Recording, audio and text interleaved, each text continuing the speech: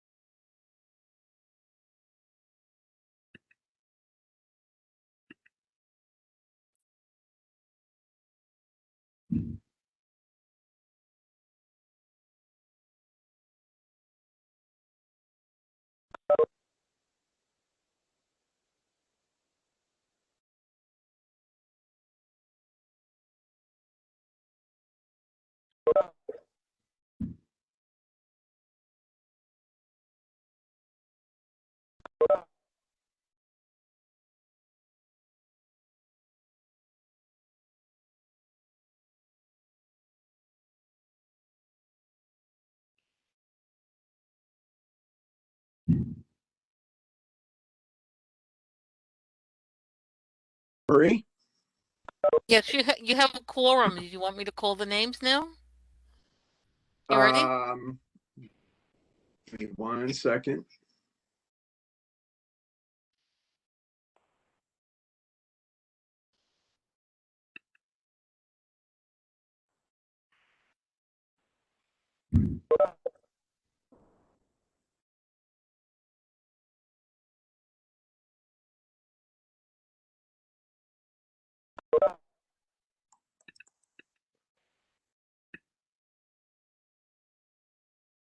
Okay. Go ahead, Marie. When I call your name, please acknowledge that you're here.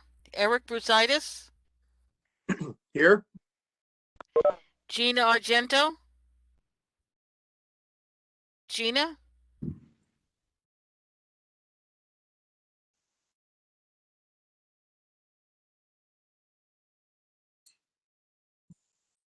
I saw her.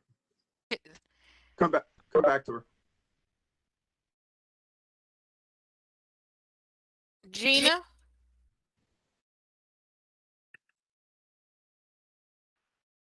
All right. I requested her to unmute, but she's not answering.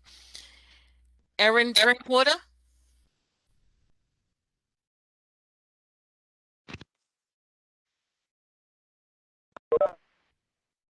T. Willis Elkins?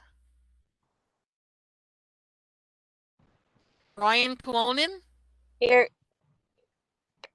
Okay. Abraham Leibovitz? Mario Domerick? I'm here. Okay. William Vega? Here.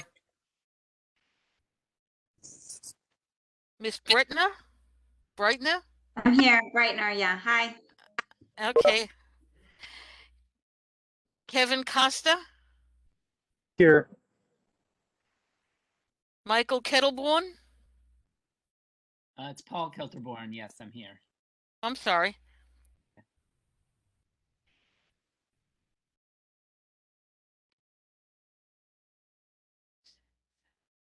Eight members answering the call.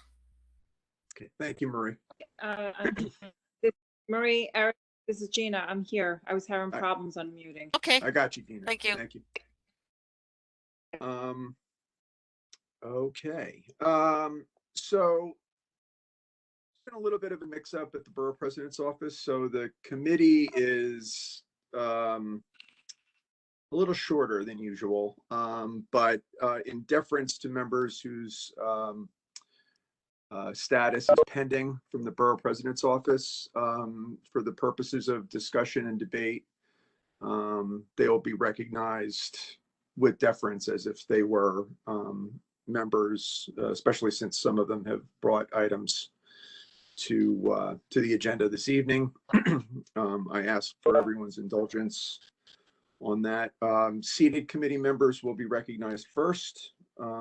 Pending committee members will be recognized next, and then the public will be recognized when it comes time for that portion.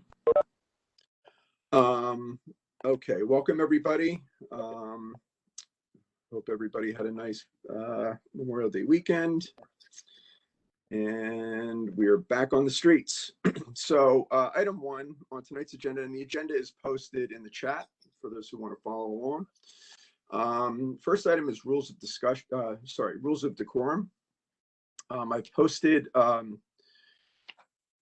what I believe to be a workable rules of decorum for debate and discussion going forward. And I've taken this from Robert's rules on rules of debate and decorum. I've tweaked it a little bit because we are a little bit looser here at the committee level, but it's important for us to be respectful of each other. And the committee is a quasi-government body trying to assist the city government in its work. So I'll just read through it quickly. And then if there's any discussion on it, I've only given this 5 minutes, so I don't think there should be too much discussion on it. However, if there is anything anybody wants to add, we can take it up. So for those of you following along at home, in the chat, first item is decorum in discussion, debate, and chat. The first rule, all speakers shall ask for recognition by the chair. Speakers shall confine themselves to the question before the assembly and avoid personalities, any personal references. No, try to avoid using other people's names. It is not allowable, excuse me, it is not allowable to question the motives of a member, but the nature or consequences of a measure may be condemned in the strongest terms, and I know you won't hold back on that. Committee members in discussion, if one desires to ask a question of another committee member speaking, they must seek recognition of the chair and state that they wish to ask a question of the speaker. The chair then asks the speaker if I'm coming from the 19th century, copying and pasting this. The chair then asks the speaker if they are willing to be interrupted, or the speaker may at once consent or decline addressing. However, the chair through whom the conversation must be carried on. Members cannot directly address one another in a deliberative assembly. If at any time the chairman rises to state a point of order, give information, or otherwise speak within their privilege, the member speaking must suspend speaking until the chairman has been heard first. When called to order by the chair, members, presenters, or the public audience must suspend speaking until the question of order is decided. During the meeting, committee members, presenters, or the public audience are permitted to disturb the assembly by interrupting, are not permitted to disturb the assembly by interrupting, except to raise a point of order, and that's for committee members only. Rules of the chat. And here's how we're going to try to do this tonight and going forward. The purpose of the chat function is to allow for public comment where time does not allow. It is not a forum for discussion, which, if were held in a live public assembly, would be disruptive and not allowed. Committee members, presenters, or the public audience may use the chat to ask a specific question of the item under discussion and should be addressed to the chair. Committee members, presenters, or the public audience who do not have their full names displayed must state their full name when participating in the chat or being recognized to speak. Committee members, presenters, or the public audience may not address other attendees either in the chat or direct message. And so I hope that's clear. I'll give this a little bit of time for discussion if anybody has any comments, and then we'll move on to the second item. Anybody raise your hand? Oh, actually tonight, William.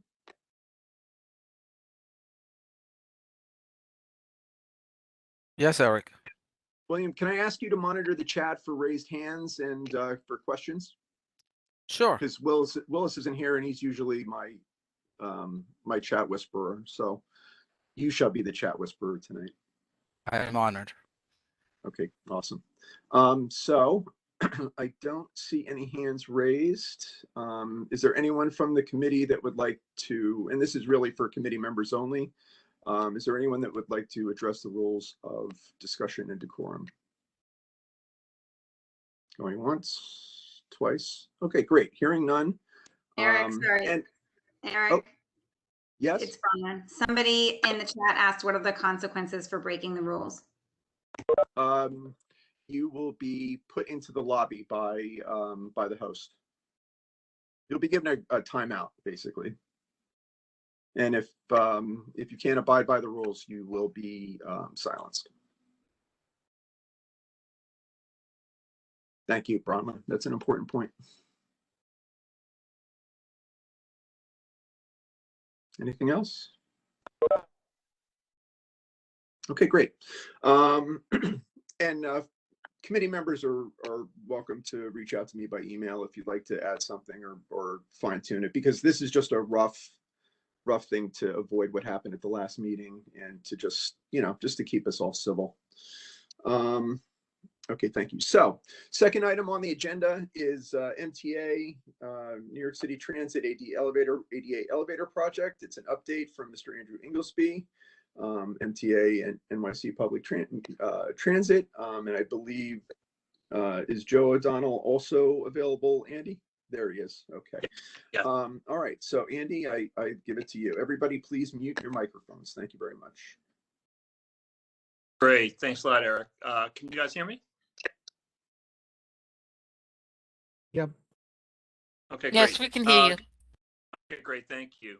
So good evening, everyone. And first and foremost, I hope everybody is continuing to be well and safe. I know some of you guys saw me at the Land Use Committee meeting last night. So we're back at Land Use. I know we followed up with zoning for accessibility. So we're happy to be here at the Transportation Committee tonight to give you guys an update on the ADA projects for CB1. For those of you that don't know me, my name is Andy Inglesby, Assistant Director for Government and Community Relations for MTA and New York City Transit. And I'm joined by my colleague, Joe O'Donnell, Director of Public Affairs for MTA Construction and Development.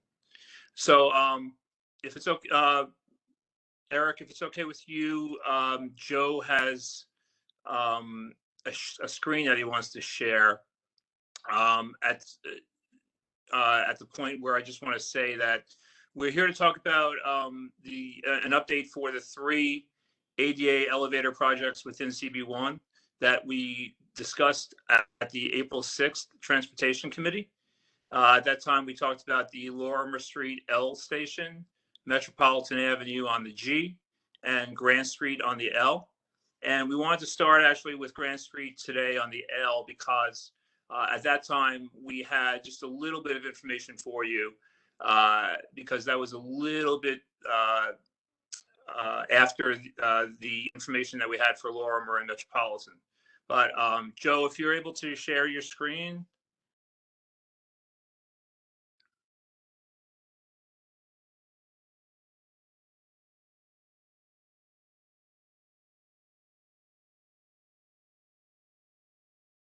What we want to do is just show you guys the location of the Grant Street elevators. And Joe, if you want to go into details.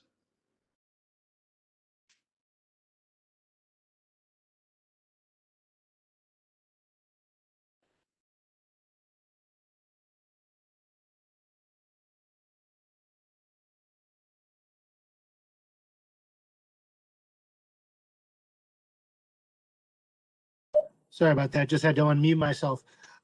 So for the benefit of folks who may not have been on when we came to CB1 to give the initial overview of the 8 ADA projects, just for a bit of level setting, this project and the 3 stations that Andy just mentioned are part of a larger ADA accessibility project that will make 8 stations throughout New York City ADA accessible. Along with those ADA accessibility upgrades, there are long-term flood resiliency upgrades at Metropolitan and Lorimer. There's structural rehabilitation, system upgrades, to all of the stations. The contract was awarded in December of 2020. It was a design build contract, and the overall completion for all 8 stations is anticipated for July of 2023. Some of the ADA benefits that are incorporated into this project are new elevators, raised ADA platform boarding areas, ADA compliant sidewalk curb cuts so that the elevators, in the vicinity of the elevators, the sidewalks will also be ADA accessible. Where needed, fare control gates, ADA fare control gates, token booth modifications, and braille signage. As I mentioned, there are scope elements to this project that go beyond just ADA upgrades. So there will be protective measures against future service impacts due to flooding, enhanced customer flow. There will be new staircases at Lorimer Street only. That's in the original plan design. New artwork at all 3 stations in this community board district. Structural improvements, new fire alarm and CCTV, and electrical upgrades. Station specific, at Grand Street, there will be a full platform edge update. The communications and public address systems will be updated and upgraded. There will be an increase in electrical capacity. As I mentioned, at Lorimer Street, there will be flood resiliency that's incorporated into this project. There will also be an increase of electrical capacity there. There will be new public stairs for capacity and emergency egress. And then at Metropolitan Avenue Station, there will be additional flood resiliency measures incorporated. When we came to you back in April, we showed the intersection of Grand Street where the elevators were, we were doing our final design and survey work to site the elevators, but we didn't have the exact locations yet pending the final design and survey work. So we're here today to update you all on the location of those elevators. And Andy, I don't know if you want to walk through Sure. Thanks, Joe. Yeah, so there will be 2 street elevators at the Grand Street Station, as opposed to 1 at Lorimer and 1 at Metropolitan. The 2 Grand Street street locations will be on the northeast corner of Grand and Bushwick and the northwest corner of Grand and Bushwick. So one of the elevators will be right outside of the old Chase Bank building, and the other one will be outside of the old bodega, which is becoming a Taco Bell. Maybe it became a Taco Bell already. I'm sorry, Andy. So, Andy? Yeah. Can you, there's a request in the chat to make it full screen. If you could do that, just a little bit easier for folks to see. Is that better? It's better for me. Yeah. Yeah, without the panel. Yes. Okay, we're good. Thank you. Okay, so just two street locations, as I just said, the corner of the old Chase Bank building and the corner of the old bodega, which is now a Taco Bell. So that's the update there. We've been in contact with the building owners, and we should be starting utility work at Grand Street in July. That's the current schedule for Grand Street. And what I can tell you about Metropolitan Avenue on the G is that we are looking to start that utility work in the latter part of June or early July. We're currently working with the other utilities that we need to work with to relocate utilities or to rearrange the utilities to make the elevator successful as far as digging it and making sure that we're working closely with our partners at National Grid and the other utilities. So that, as I said, we're looking to start that the latter part of this month. It might go into July if there's any kind of a delay. And then at Lorimer Street, as we have been saying to the community since the April 6th Transportation Committee, we are having a lot of internal meetings between construction and development, the contractor, and other interested parties at New York City Transit and MTA. And we are continuing those internal meetings. And once we have a definitive update for everyone, for the community, for the elected officials, for Community Board 1, regarding the status of the staircase that we had originally looked to put at the northwest corner of Lorimer Street and Metropolitan Avenue. If there's any update there, there will be an update one way or another. But we're looking to give you guys an update as soon as possible. I know that we've been saying that for many weeks, but we're looking at it very, very closely to see what we can do. And once we have a decision with an update, we'll be more than happy to let everybody know. As far as timetable, it should be soon. I don't want to say, by the end of Thursday for sure, because then Thursday might come and we might not have an update for you guys. But we will be letting you guys know the results of our follow-up meetings as soon as possible. And Joe, I don't know if you want to add anything to that. But... No, I mean, I think you really touched on it. From the purposes of these three stations, where we presently stand today, as you mentioned, Grand Street with the elevators, that was the primary update, or the new bit of news that we had to share today, was the locations of those elevators. Work is set there to begin, as you mentioned, in July. Metropolitan work is going to get going in June or July, probably more so in the station area than at the surface level, because as I think you referenced, we're waiting for some utility work that is above and beyond our work that needs to get done in order for us to proceed with our work. So we may start as late or as early as late June, potentially early July within the station area, but we would give everyone a heads up that one is coming. And then lastly, as you mentioned, as far as with regard to stations in this particular district, the Lorimer Street station, and that station, after our first meeting, identified itself as the station with the greatest amount of interest from this group. We heard those concerns about the staircase and the elevator, and went back and continue to investigate alternate locations for the stair and elevator. The elevator is pretty much set to be where it is. That is the most viable location, but we continue to look at alternate locations for that stair, which the community had expressed concerns over on the northwest corner. So as Andy mentioned, as soon as we have a resolution to that, and we do have a definitive path forward that we can lay out for you all, we will certainly be coming to you to share that. And the other update that we have is that for the Metropolitan G Station, if you guys have seen it already, we put in a staging area. The contractor put in their staging area on the corner of Metropolitan Avenue and Keep Street. So that should be there probably for the duration of the project. That's a staging area that they house some of their construction equipment and whatnot. So that will be most likely there for the duration. And that's pretty much the update that we have. Obviously, we'd be more than happy to take any questions that the committee or the community might have. Great, thank you, Andy and Joe.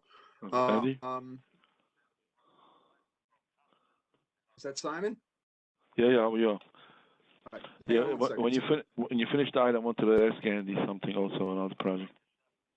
Sure. So Andy, thank you for the update. I know we're all waiting patiently for that determination on the stairs. We hope that's coming soon, as you indicated. I remember when we did the walkthrough at Grand Street, there was, I think you're encroaching a little bit on the bike lane on the north side of Grand. We kind of talked about it a little bit, but not really. It's kind of a DOT thing. But do you have any insights on that? So I know that the Or- contractor was in contact with DOT regarding that. I don't think they have yet, because I don't think they're quite there yet. But I know that the contractor had indicated at that site meeting that they would. So I'll follow up with the contractor to see if they've had any preliminary talks with DOT. Thank you. Sure. Okay. So we'll go to, and Simon, just for your information and for Karen and William Clagsball, whoever normally is on the committee, but because of the VP's office, whatever, I'm recognizing seated community board members first, then recognizing pending reappointments, and then we'll go to the public. So just to be, let's see, are there Gina Argento, Brian Coonan, Maria Domerick, William Vega, Bronwyn, Kevin, or Paul? Do you have any questions on this item?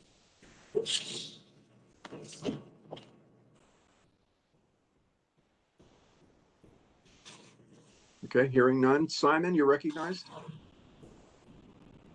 No, it's I would like to wait because that's a different item that I had emailed Andrea. I just was wondering when you finish this item, I wanted to ask it regarding a different item about a bus layover situation. Go ahead and ask it now, Simon. Okay, Andy, you have any? There's the issue about on Lee Avenue that the buses are laying over on Lee Avenue corner, Wallabout, and it's causing a backup. And I've emailed Andy a couple of times, and he's very, very responsive about it. And I was wondering, I've been following this every day. Actually, I see that the buses just use it for the layover. They have another location where they could lay over, and they're abusing this spot, and it backs up the whole Lee Avenue. So I know Andy did a lot of work into this. I was wondering if there's any update. Yeah, we did. The update is that we've had 2 internal meetings on it already, and we're actually meeting with DOT next week to see if we can mutually agree on an alternative. Once we look at it internally with DOT, as I promised you, we would like to get you and the other interested community members out there for a site meeting, before we do anything. So Great. The meetings are continuing. We've had 2 internal meetings with Transit. We're going to be meeting with DOT next week on Wednesday.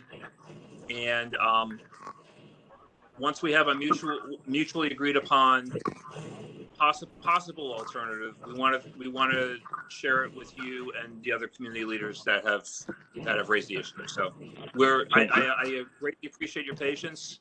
It's a tough parking issue, and it's been going on for years, and we're trying to see what we can do to resolve it. But we appreciate your patience. But the meetings are happening, and I should have more information for you in the coming week or 2. Thank you. And you could always, I'm sure you would CC the chair of the Transportation Committee, Eric, who is so helpful and involved all the time. Okay? Absolutely. All right. I know where to find. Thank you. Thank you, Simon. Okay, thank you. And thanks, Andy. Okay. Any other committee members? Okay. William, can you leave the presentation up, I guess, for the moment? Yeah, Eric, I do have a question. The time Yes, go frame, ahead. how long is the project? How long will the project take? For which part? So, there's several elevators involved. Grand Street, I believe, is scheduled for completion in January of 2023. The other 2 are scheduled for mid 2023 or second quarter 2023. Joe, correct me if I'm wrong there, but I think that's right. Yeah, I just put up the Grand Street schedule. The overall project, the overarching project is 2023, as you indicated. But some of the work, the work is going to progress independent of each other at the 8 stations. But the overall project schedule has it completed in 2023. Thank you. Eric, because of the PowerPoint, I can't see if anybody has hands raised. There's no activity on chat. If you'd like, I can pull it down. I mean, for the benefit of folks who might have a question about something specific, I can leave it up, but if it's easier, I can pull it down.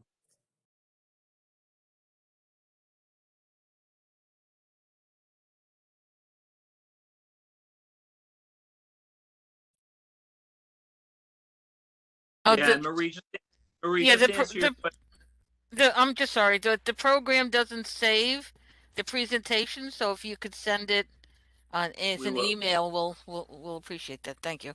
Yeah, actually, Marie, it's the same. Yeah, we'll. It was a little refined from the last one, but we'll send it. And just to follow up on what we just said, Grant Street, as I said, is January of 2023, and Metropolitan and Lorimer are both scheduled for completion in July of 2023.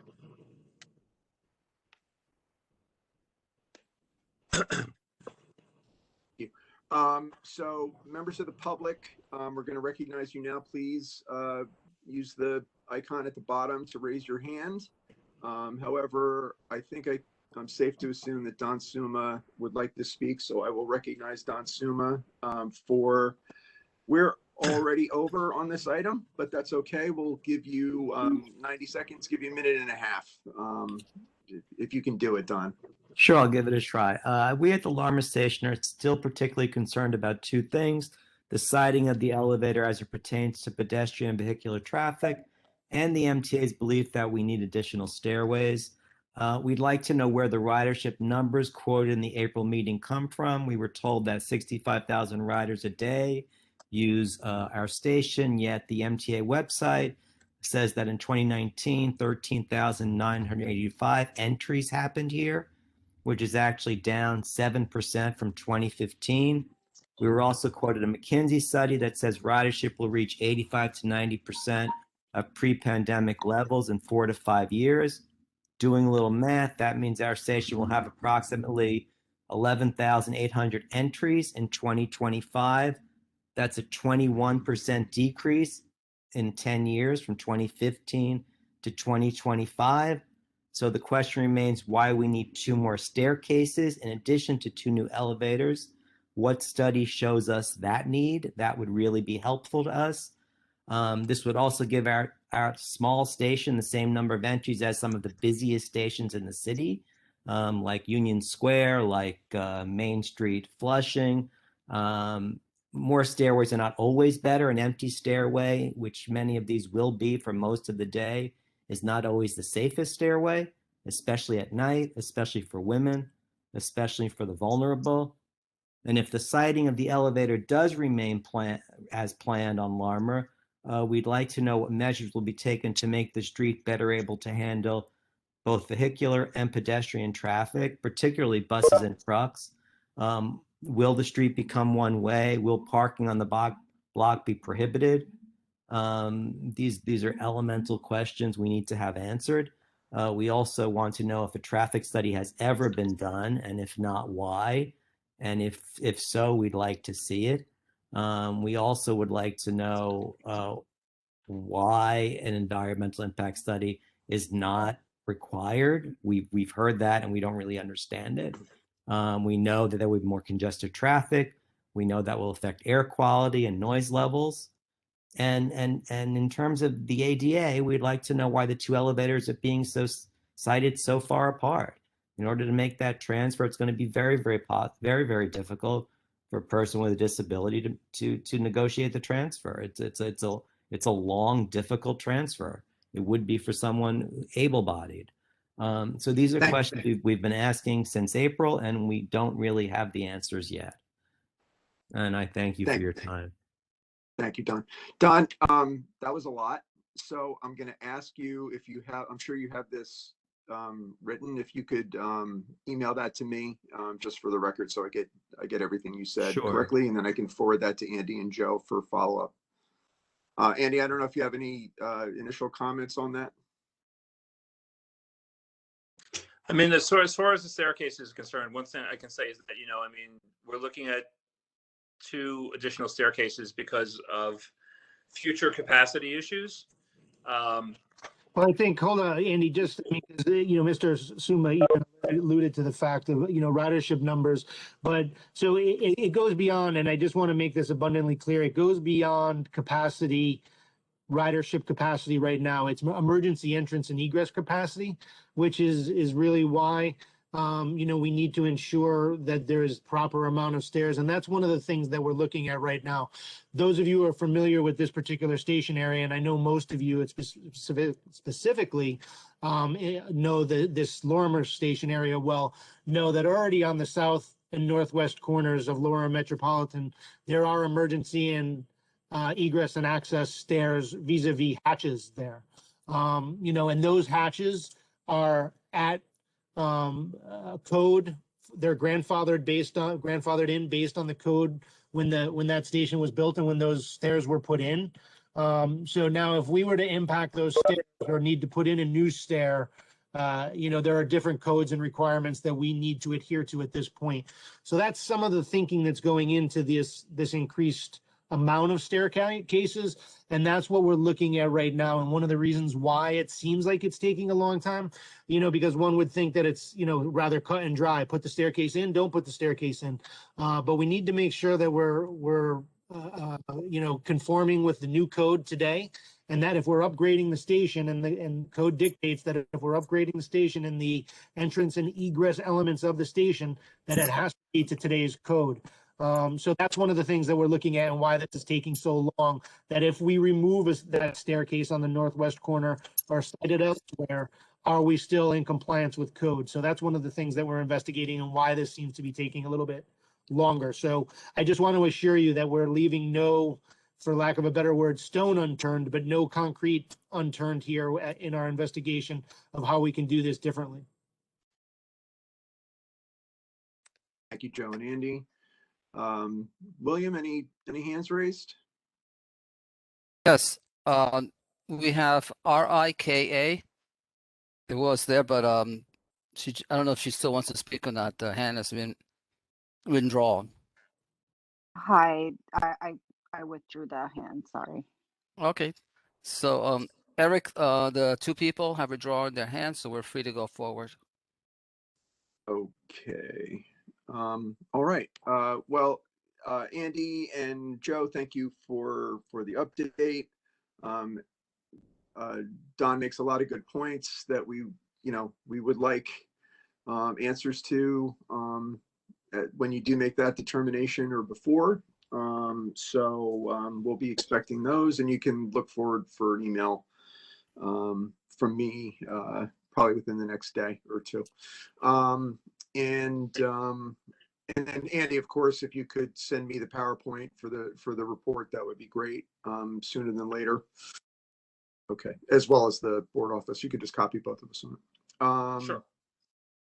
Okay, with that, we will move on to, and thank you, members of the Lorimer Street, Lisa, everybody for jumping on. Appreciate your diligence in keeping this going. Okay, third item on the agenda is discussion, Guinness Avenue safety improvements. And this item is the result in the light of the recent death of Matthew Jensen, a teacher at PS 110. The committee will hear community concerns regarding reckless driving and unsafe conditions along the Meeker Avenue corridor. I've assigned 20 minutes for this item. We're just a little bit over right now, which isn't too bad, but I know there's a lot of you that have thoughts on it, so I'll be a little bit liberal. And again, I just want to remind everybody to review the rules of decorum in the chat, because I've noticed there have been some comments. This is great. That's fine. Like we can do with that because that's your comment because you weren't recognized to speak. That's okay. But remember, do not engage with other members of the public or the committee without asking to be recognized by the chair. Okay, I'm just going to do that for the course of the meeting, just so we're all on the same page. Okay, sorry. So for this item, I'm going to recognize committee member Bronwyn Breitner, who organized the rally last week that was attended by, in conjunction with Emily Gallagher, Assemblywoman Emily Gallagher's office, and was also attended by the mayor and our other Senator Julia Salazar, and other local elected officials, Steve Levin. Bronwyn, you're recognized. Thanks so much, Eric. And if it's okay, I'm going to read a statement. Thank you so much. And that rally was organized by many of us, me among them, but many people. Thanks so much, everybody, for giving me this opportunity to speak. On Tuesday, May 18th, at the corner of McGinnis and Bayard, North Brooklyn community member and PS 110 teacher Matthew Jensen was killed in a tragic hit-and-run crash at 12:45 a.m. Mr. Jensen was walking home from celebrating his 58th birthday when a Rolls Royce hit him and left the scene of the crash. He died shortly afterwards. The police have yet to make any arrests on this. I come to you as a member of this committee and a member of the PS 110 community, as I have two children who are students at 110 and were students of Mr. Jensen's, to alert you of the tragedy and the actions that it has prompted. The children, colleagues, and families of PS 110 are grieving this death. Because of his role teaching English as a new language, Mr. Jensen interfaced with students at every grade level, but also plugged in as needed throughout the school day as a substitute teacher or in the cafeteria. He literally knew the name of every student at that school and made a huge impression on even the kids who didn't have him as an instructor, thanks to his tremendous presence, his empathy, and his humor. He was a volunteer with the Peace Corps and loved learning about other cultures and sharing that knowledge with his friends and students. He taught my son about the cultural traditions of Ramadan and Chinese New Year. He loved his students and his colleagues and the families at PS 110, and he was loved so much in return. 2 weeks have passed, and the grief that the students and teachers are feeling remains profound and raw. That grief will slowly become easier to manage, but I promise you that PS 110 will not ever be the same without Mr. Jensen, and every child at that school will remember this tragedy and the void that it left for the rest of their lives. Mr. Jensen's name is added to a long list of individuals who have been made victims of traffic violence due to the poor and outdated planning of McGinnis. He joins Solange Ralston, Neil Chamberlain, Nicole Detweiler, and Liam Nahn on the list of pedestrians and cyclists whose lives have been lost to McGinnis since 2009, along with countless others who have been injured. For over a decade, local advocates have been studying McGinnis and fighting for major improvements with few results. In 2010, Transportation Alternatives observed the intersection of Nassau and McGinnis, where one of the cyclists was killed, and found that drivers violate traffic laws every 17 seconds. In 2012, the McGinnis Boulevard Working Group, formed of local community members, members of this committee, and NAG, found that 2/3 of drivers speed along this boulevard. And that was before the speed limit was lowered. 2 years later, the city designated McGinnis a slow zone and lowered the speed limit to 25, but incremental changes have done little to calm the traffic on McGinnis. Since 2013, there have been 1,548 reported crashes, injuring 40 cyclists and 59 pedestrians. That's essentially one crash on McGinnis every other day. But as parents and community members, we do not need statistics to know that the entire length of this street is a danger to our community. It's terrifying to cross, especially with children, and cyclists avoid it at all costs. If something significant is not done immediately, Mr. Jensen's death will not be the last. This tragedy is felt profoundly by literally hundreds of children, families, colleagues, and friends, and we are working hard to channel our collective grief into action. With the support of Assemblymember Gallagher's office, Transportation Alternatives, and the North Brooklyn Mutual Aid, the community of PS 110 launched a petition on Monday, May 24th, demanding a comprehensive redesign of McGinnis Boulevard. The petition calls specifically for the widening of the sidewalks and median along McGinnis, the addition of a two-way protected bike lane connecting the Pulaski Bridge to the promised Meeker Avenue bike lane, the elimination of a lane of traffic in either direction. So today, only 9 days after the launch of this very local petition, we have just shy of 1,000 signatures. Then, last week on Thursday, May 27th, we organized a rally at McGolrick to make McGinnis safe, which was attended by Mayor de Blasio, as well as Assemblymember Gallagher, Senators Salazar, Kavanaugh, and Gounardis, Representative Carolyn Maloney, Councilmember Stephen Levin, District Leaders Christina Naplatarski and Emil Bazil, and hundreds of PS 110 and North Brooklyn community members.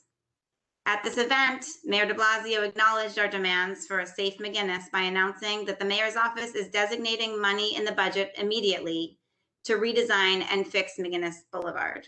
And the question is, how much and to what degree? We are indebted to the local activist groups and politicians who have advocated for change before, paving the way for this exact moment. Mr. Jensen's death has resurrected the decade-long fight to protect our community against traffic violence on McGinnis once and for all. We are not calling for a traffic study at an isolated intersection or a series of intersections. We are not calling for speed deterrence. We are calling on the mayor and DOT to acknowledge the dangers of this entire mile-long corridor, tip to tail, Pulaski to the BQE, and put forth a comprehensive redesign which makes it impossible for cars to speed at double the speed limit in this slow zone.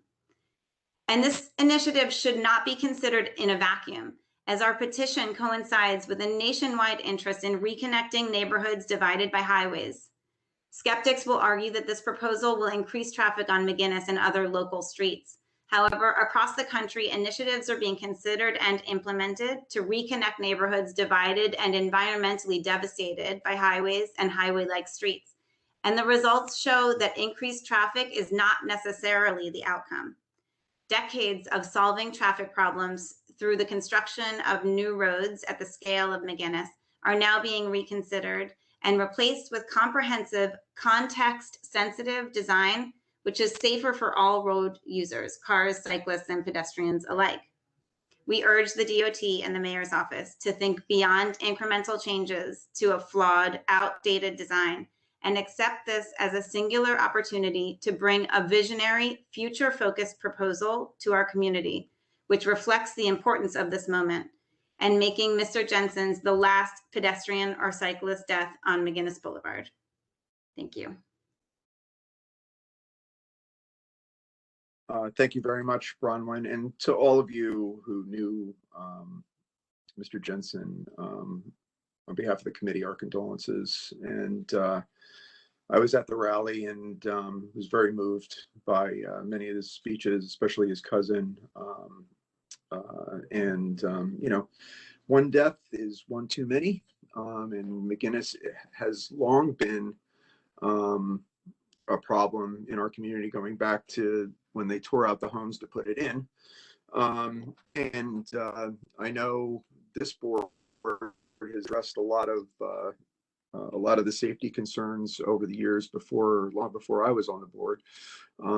And so after a long suffering request to get this done, I do hope that the mayor does, provide the adequate resources, and, this board or this committee at least will hold him to that to get the best result from that study, and to make sure that the money is allocated appropriately in our advisory capacity. I just want to recognize any board members that have any comments on the anything. Any board members want to be recognized? I think I got to go back to my list, I guess. Go ahead, Wayne. William has his hand raised. Thank you. I 100% support this effort. We moved from the East Village to Williamsburg in 2005, and one of the first properties we looked at was at McGinnis Avenue. It was a great deal. But as soon as I got off the car, the noise was unbelievable. And I'm taking a little walk with my son, who wasn't quite 5 years old. And I'm saying to myself, how am I going to walk my soon-to-be 5-year-old safely to school? And thinking about in 3 or 4 years, and wanted to ride a bicycle. My wife was very much interested in property because it's a great value, but the noise, the safety, and also the car fumes we smelled on the first floor, second basement, and backyard, And my wife realized after I explained to her, this is not a safe or healthy street for us to live in. And that was the same in 2005. And I'm so sad to say things have not changed. So I 100% support this. And whatever efforts we need to do, we got to do it. We got to do it. We got to protect our neighbors. Thank you. Thank you, William. William, any other hands? Eric, through chat, I sent you a whole bunch of names. The people raised their hands. Check the chat. I put it in the order. Okay, great. Thank you. Did you direct message me? Yep. To the chat. Is it not coming up?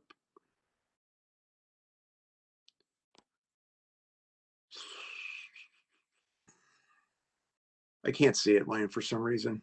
Okay. I'll call it I'm out. gonna have to have for some reason I can't pull it up.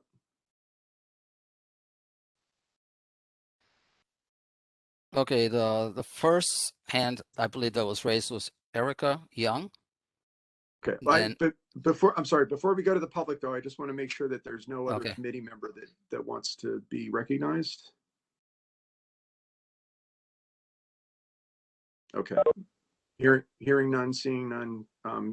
William, I'll let you call the names. And again, if you're using a nickname or an abbreviated name, please give your full name for the record, please. and also please be as quick because there's a whole bunch of people that want to speak. Yeah, I'm gonna give. I know this sounds cruel, but I'm gonna give 90 seconds, so a minute and a half, for all speakers on this item. Okay, the first name I saw was Erica Young. Good evening, thank you. My name is Erica Young and I am the PTA president at PS 110. Our community has suffered over the last couple of weeks as we mourn the loss of a beloved teacher, and I'm so proud of how our community has come together to demand change to honor this wonderful human being. I've spent time in Greenpoint my entire life. As a child, I remember rushing across the street holding my Baksha's hand, and as a mother, I held my own children's hands or pulled a stroller behind me as I was scared to push the stroller out in front of me, even if I had the walk signal. As a pedestrian, as a driver, I've had terrifying experiences on McGinnis Boulevard. And when I was informed that Mr. Jensen was struck and killed in a hit and run accident, I didn't even need to ask where. I knew. Greenpoint has grown, more people, more cars, more cyclists, and yet the streets haven't changed. A major street that was designed decades ago needs a complete and comprehensive overhaul to address the current needs of our community. I think of our students and their families, our staff, those that cross McGinnis several times a day.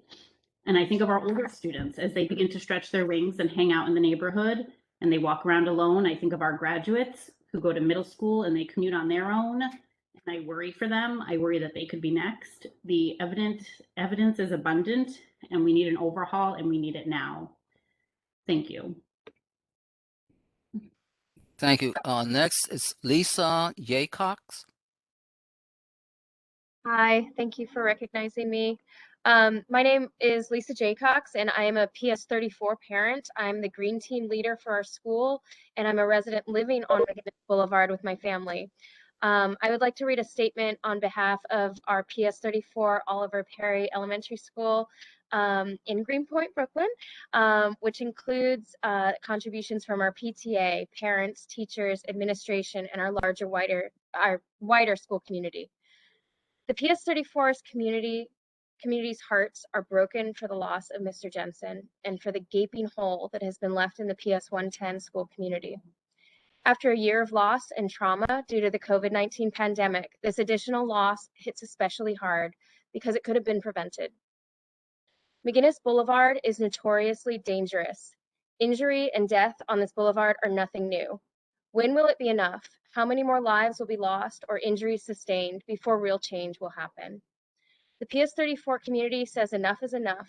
Our own school, as you all know, sits right alongside McGinnis Boulevard, right at the corner of Norman Avenue, where 29 and 21 cyclists have been injured and a cyclist was killed just over a year ago. To state it clearly again, our school sits right there at that very intersection. This is where our children, our families, and our teachers are crossing daily. According to the Global Designing Cities Initiative, a program of the National Association of City Transportation Officials, I'd like to offer this quote. More than 1.2 million people die on roads around the world every year. That is equivalent to roughly one person dying every 30 seconds, or over 3,400 people dying every single day of the year. Many of these deaths occur on urban roads and are preventable crashes caused by behavior induced by street design. McGinnis Boulevard falls into the category of being rendered dangerous by design.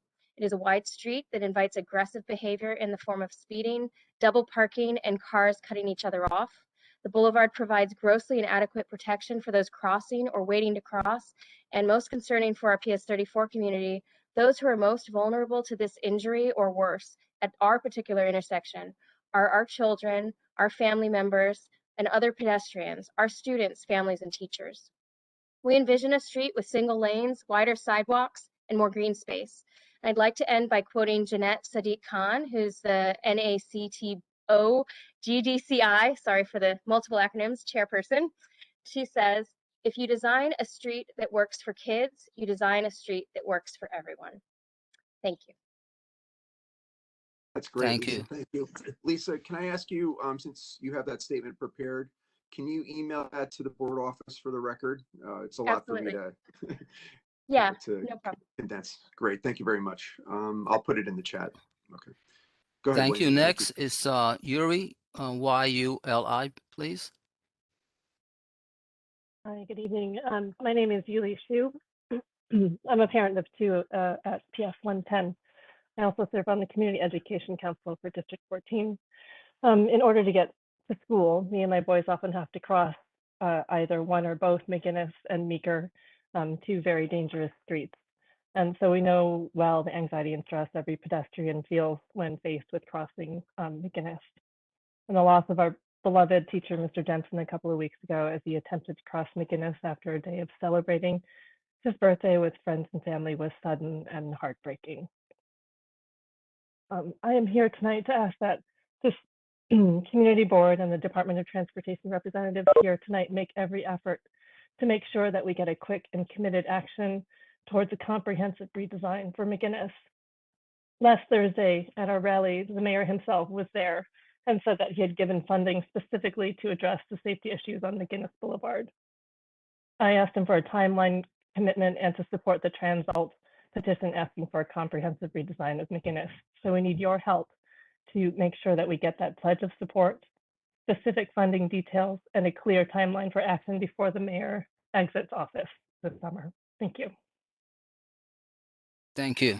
Yuli, can I just get your last name for the record? Is it SU? It's spelled HSU. HSU, sorry. Okay. Yeah, Okay. thank Thank you you. very much. Okay, William? Don Summer?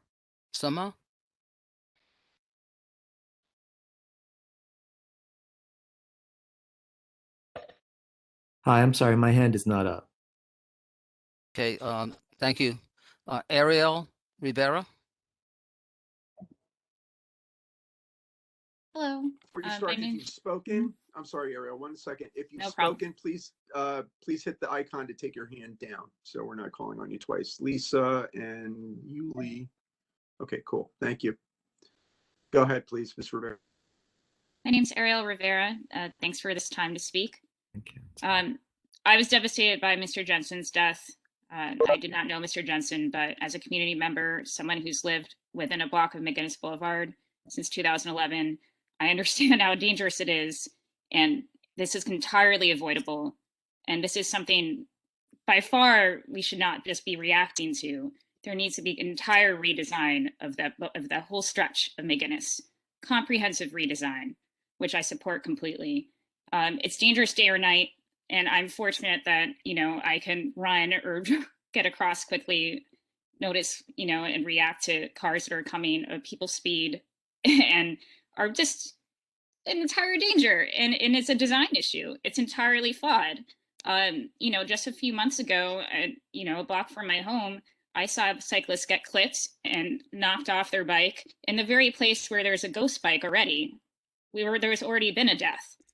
I'm in the service industry, and I come home late at night, and it's so scary seeing, you know, garbage trucks run the light, people speeding, and you feel powerless, and it's a danger. I don't understand why we have to react and wait for more injuries and more deaths from the very people in our own communities. It's not right, and we need to look out for each other, and we need the city to stand by and actually do something proactive and support this redesign and make it happen.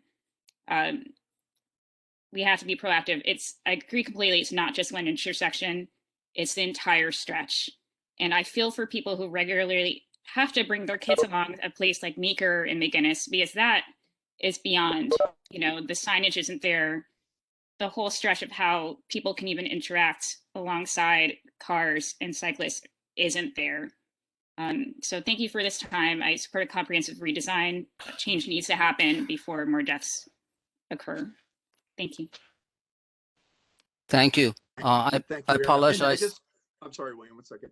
For those of you that are speaking in support, I'm going to try to get finer points where you've notated them, but I'll be listing this for the record as members who support this particular item. Just so if you actually read the report, you'll be one of the few. You'll understand why everything you said wasn't included or wasn't comprehensively included. So I just want to be clear on that for the public. I'm sorry, William. Go ahead. Oh, no Next, apologies. And I apologize for mispronouncing Jeff Slick or Sick. I'm so sorry to interrupt William and Eric. Is it possible to please call public member Akiko Matsura, who is here to speak but needs to leave right after? Bronwyn, that's fine. Thank Ms. you. Matsura? You're muted, Ms. Matsura. Thank you There so you go. much. My Okay. name is Akiko Matsura, and thank you very much for giving me this opportunity to speak at this meeting. This is regarding the redesigning McGinnis Avenue regarding that teacher that was killed 2 weeks ago. Karen. William? Yes. Sorry. You're muted. I'm sorry. I'm apologize. It's okay. It's true, but okay. I'm sorry, Akiko. Ms. Matsura, please go ahead. Okay, thank you. Okay, Mr. Johnson had been my son's teacher since he was in kindergarten. And my son Maru is now in 5th grade and had learned so much from Mr. Johnson. He taught him not only English, but also different cultures, people, traditions, holidays, and how we can find similarities and connection between different cultures, and show him Mr. Johnson's way of appreciating little things in life and inviting him to find his own way to do that too. Pandemic brought Mr. Johnson and my family even closer. We shared cookies we baked, and he shared what he baked. We exchanged artwork we made and he made. He treated my son's artwork as something that is so sacred and reminded us that every day is filled with miracles. Maru is graduating from PS 110 in a few weeks, and we were really looking forward to celebrating this important milestone with Mr. Johnson, who helped Maru to be who he is today. We're going to stay closer to Mr. Johnson and grow our friendship even more after my son graduates, but we can no longer do that because Mr. Johnson is gone. Our simple wish of growing our friendship with Mr. Johnson is not possible anymore because his life was taken so suddenly and so cruelly on May 18th, 2 days after his birthday. The hit and run accident happened on McGinnis Boulevard, the boulevard where we live, and the crash site is only a few blocks away from us. McGinnis Boulevard being so dangerous is the reason why my husband and I don't plan to have Maru walk to middle school in September. There's a fence at the corner of McGinnis and Driggs that is bended, and it looks like a car ran into it. We show it to Maru often and remind him that it's why we don't stand at the corner while we're waiting for a traffic light, because we fear that a car could run into us while we're waiting at the corner of intersection. We always stay back about 4 feet or more when we can from the corner before crossing McGinnis Boulevard. At that spot, I have seen a parked car crash by another car, and it happened to my neighbor parked as well. McGinnis is too dangerous to ride a bike on, so I never do. At night, we hear cars and trucks dangerously speeding on McGinnis Boulevard. I strongly feel McGinnis Boulevard needs to be safer corridor before another tragic accident happens again. Thank you. And sorry, my son Mario has a few words to also share. Good evening. My name is Maru Matsura. I am in 5th grade student at PS 110, and my teacher, Mr. Jensen, passed away in a hit and run accident on the McGinnis Boulevard south. I meant McGinnis Boulevard. A few blocks away from where I live. He was one of my favorite teachers. I miss Mr. Jensen every day, and I see my family crying every day. I do not want to lose anyone in my life like this ever again. So please make McGinnis Boulevard safe. Thank you. Thank you very much. Thank you, Mauro. Thank you, Ms. Matsura.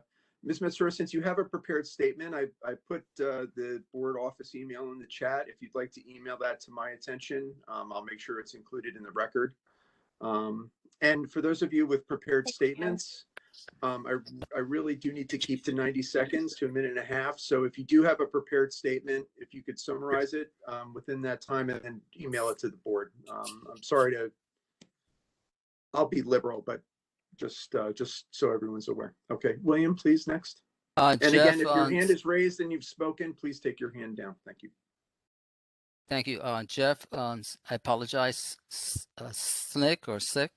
Zizek, maybe? Yes, you. Fantastic. Yeah, that's me. Yeah, first of all, I'm very moved hearing these stories of parents who have to fear for their child's lives, you know, just by virtue of living in and moving about the community. And obviously my heart goes out to, you know, the PS 110 community. I pass through McGinnis all the time. I just passed through this very intersection a few hours ago. I live by McGolrick Park, you know, so I kind of have to deal with it anytime I want to access the rest of Greenpoint or Williamsburg. I refuse to dignify McGinnis Boulevard by even calling it transportation infrastructure. That would be way too generous to label this failed 1950s experiment that has resulted in nothing short of constant death, destruction, and life-altering injuries. Yeah, we tried it in the 1950s. We said, hey, what would happen if we rammed a highway-like street through the heart of the neighborhood? And we know what happens. People die. So let's just stop it. Let's do something completely different. I want to see a gut rehabilitation of this street that erases this legacy of lost life. I'm glad the mayor has committed funding. My biggest concern is that we will study and debate this as a community for much longer than is necessary, and blood will continue to hit the pavement every single day that we squabble over the details. So we need to get this done now, and we need to get this done right. Thank you. And thank you. Matthew DiCarlo? That's correct. Can you hear me okay? Okay. My name is Matthew DiCarlo, and I am the assistant principal of PS 110. I see students, I see families, I see teachers on this call, and this is a time of year where we should be celebrating our 5th graders, our kindergartners, our pre-Ks, and instead our community has been living a nightmare over the last 2 weeks. Mr. Jensen was a pillar of our community. He wove himself into the fabric of PS 110.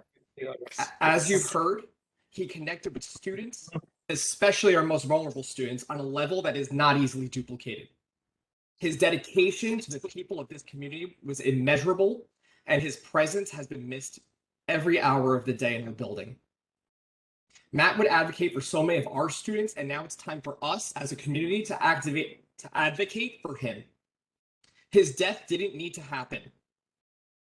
As so many of you have testified today, McGinnis is not a safe place to walk or cross at any time of the day or night. I urge all of you to go stand on a corner of McGinnis yourself and just go watch and see what the traffic looks like. I know you would agree with me that we need a comprehensive reform and we need it now. Incremental band-aid fixes will no longer suffice. I urge you to please consider this comprehensive design. We're not the first to make this plea. Residents of this community struck by the loss of a loved one have made similar requests. When will enough be enough? We can't bring Mr. Jensen back, but with your support and a comprehensive redesign, we can make his death the last one on McGinnis Boulevard.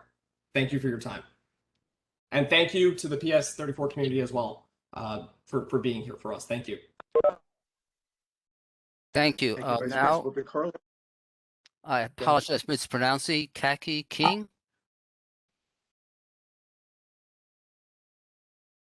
Hi, my name's Kaki King. Can you hear me?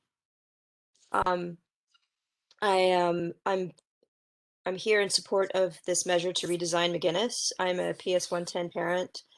I'm also a parent of a child who is currently in ABC childcare daycare, which for me means a daily trip with a wild 3-year-old across McGinnis to deliver him safely to his daycare after I've already dropped off my wild 6-year-old at PS 110.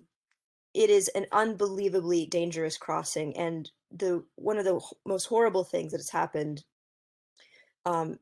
since Mr. Jensen's death is that one of my very extreme statements as a parent has come true. When I would say to my children, every time we cross McGinnis, you have to hold my hand. It is incredibly dangerous. It's scary. Stay with me.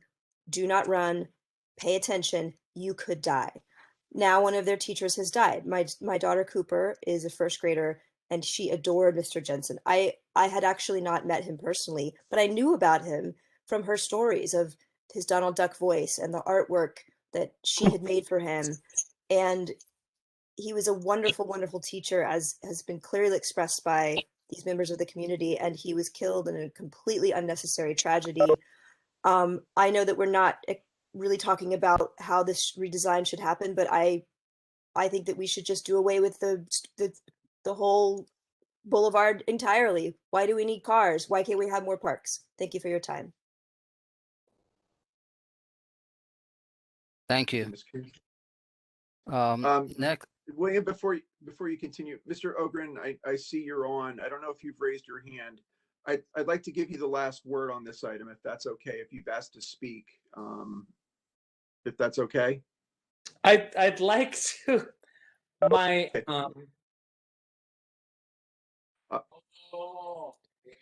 computer has gone horrible. Okay. Can you hear me? Yes. We hear you, hang on there. Oh, good. Okay. None of you are moving, and I have my hands on my face in horror. But you can hear me.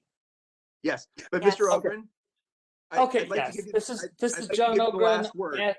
Matthew's cousin, and you have been so wonderful to me, and I was concerned about making my cousin a poster boy for something political, but this is something that Matthew would be so proud of, so happy with it.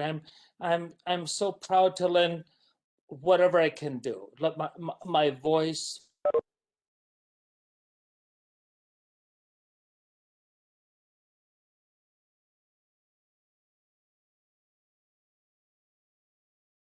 Okay, I think John's computer gave out on him. We'll come back to him. I really wanted him to have the last word because his speech at the rally last week was just incredibly moving.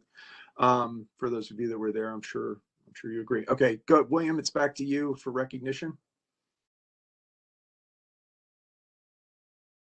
Kevin LaCura. Kevin? Hey, Will. Yep, I'm here. Ken Lachera. I on Meserole Avenue between Diamond and Newell. When hearing some of the stuff what Akiko was saying about her son Maru and what William was saying and what Kaki was saying, that being 2 blocks away, basically within sight of McGinnis Boulevard, a block and a half away, I was raised for that to be the very edge of the world, that if I were, coming to that corner with my parents, with my grandpa, I would have to hold their hand, and that is where I would absolutely, absolutely always stop, and I'd have to look both ways. And you'd say, why both ways? Why would a car be coming from the opposite direction? But why would we put a 6-lane highway through a residential neighborhood? My great-grandmother's house was actually knocked down to build McGinnis Boulevard in the first place. She lived in Oakland and Meserole. And when I was talking, my dad, this before the route, the things that he had told me were to some degree, but it was really affected. Sure, was that he had when I was a kid, that he had over and over again, would be that just like when he was a kid, he would run to his great grandmother's house at the corner of Meserole and Oakland.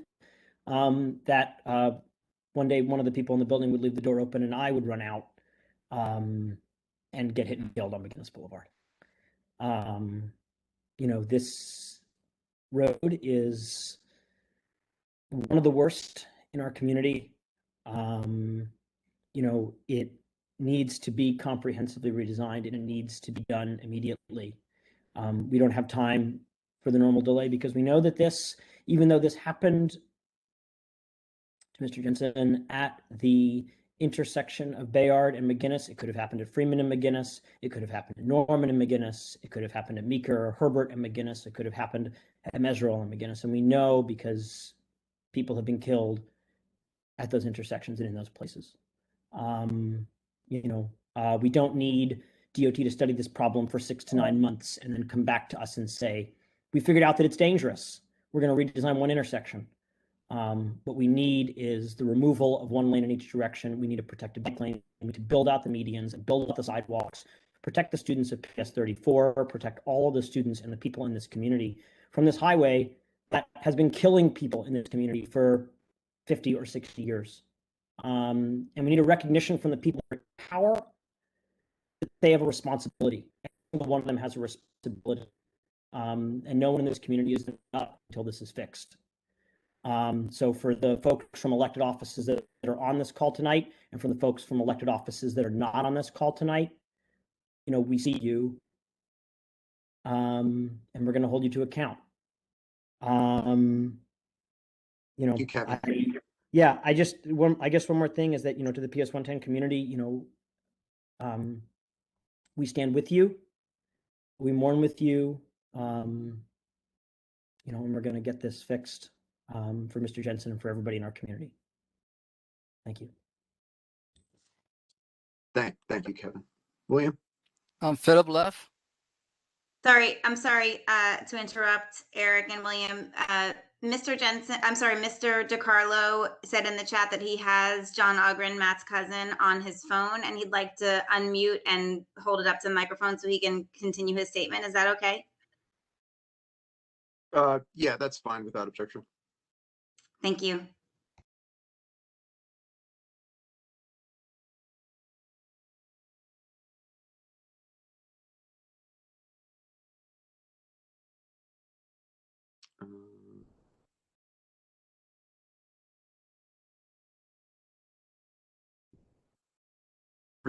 For some reason, I can't hear you, Matthew. Is that on my end? I might. Here I am. Go ahead. Okay, we got you, Mr. Ogren. Go ahead. Okay, so thank you so much for all these wonderful words. And I think earlier I was saying I have a car and it's great, that's fine. But I'm so unhappy that highways and automobiles have become so much more important than pedestrians. And things must change. And earlier on, what I was told about when Bronwyn talk to me about this event. I didn't know what it was. I wasn't sure. I didn't want my cousin to be a poster boy for some political thing, but I went to the event, and this is exactly what Matthew would want. This is exactly what Matthew would care about. So thank you so much for this great work, and this has to change. Automobiles and highways have to take second place to human lives, and I don't. So just to mark the point, here's Matthew. That's those that knew him. He's been reduced to a box, and no one should experience that. We have a little altar. Oh, so can you? There's a mommy cat holding a baby, and Matthew loves kitties, and I feel like this mommy cat is carrying him home, and I'm so grateful to all of you for your love and commitment to Matthew, which is first, and equal first is changing this awful situation of this McGinnis Boulevard. Is when I heard that he had been killed, that he'd been hit, and they said McGinnis Boulevard, I was not surprised, but there were maybe 5 places I had in my head that it could have happened, because it's such an awful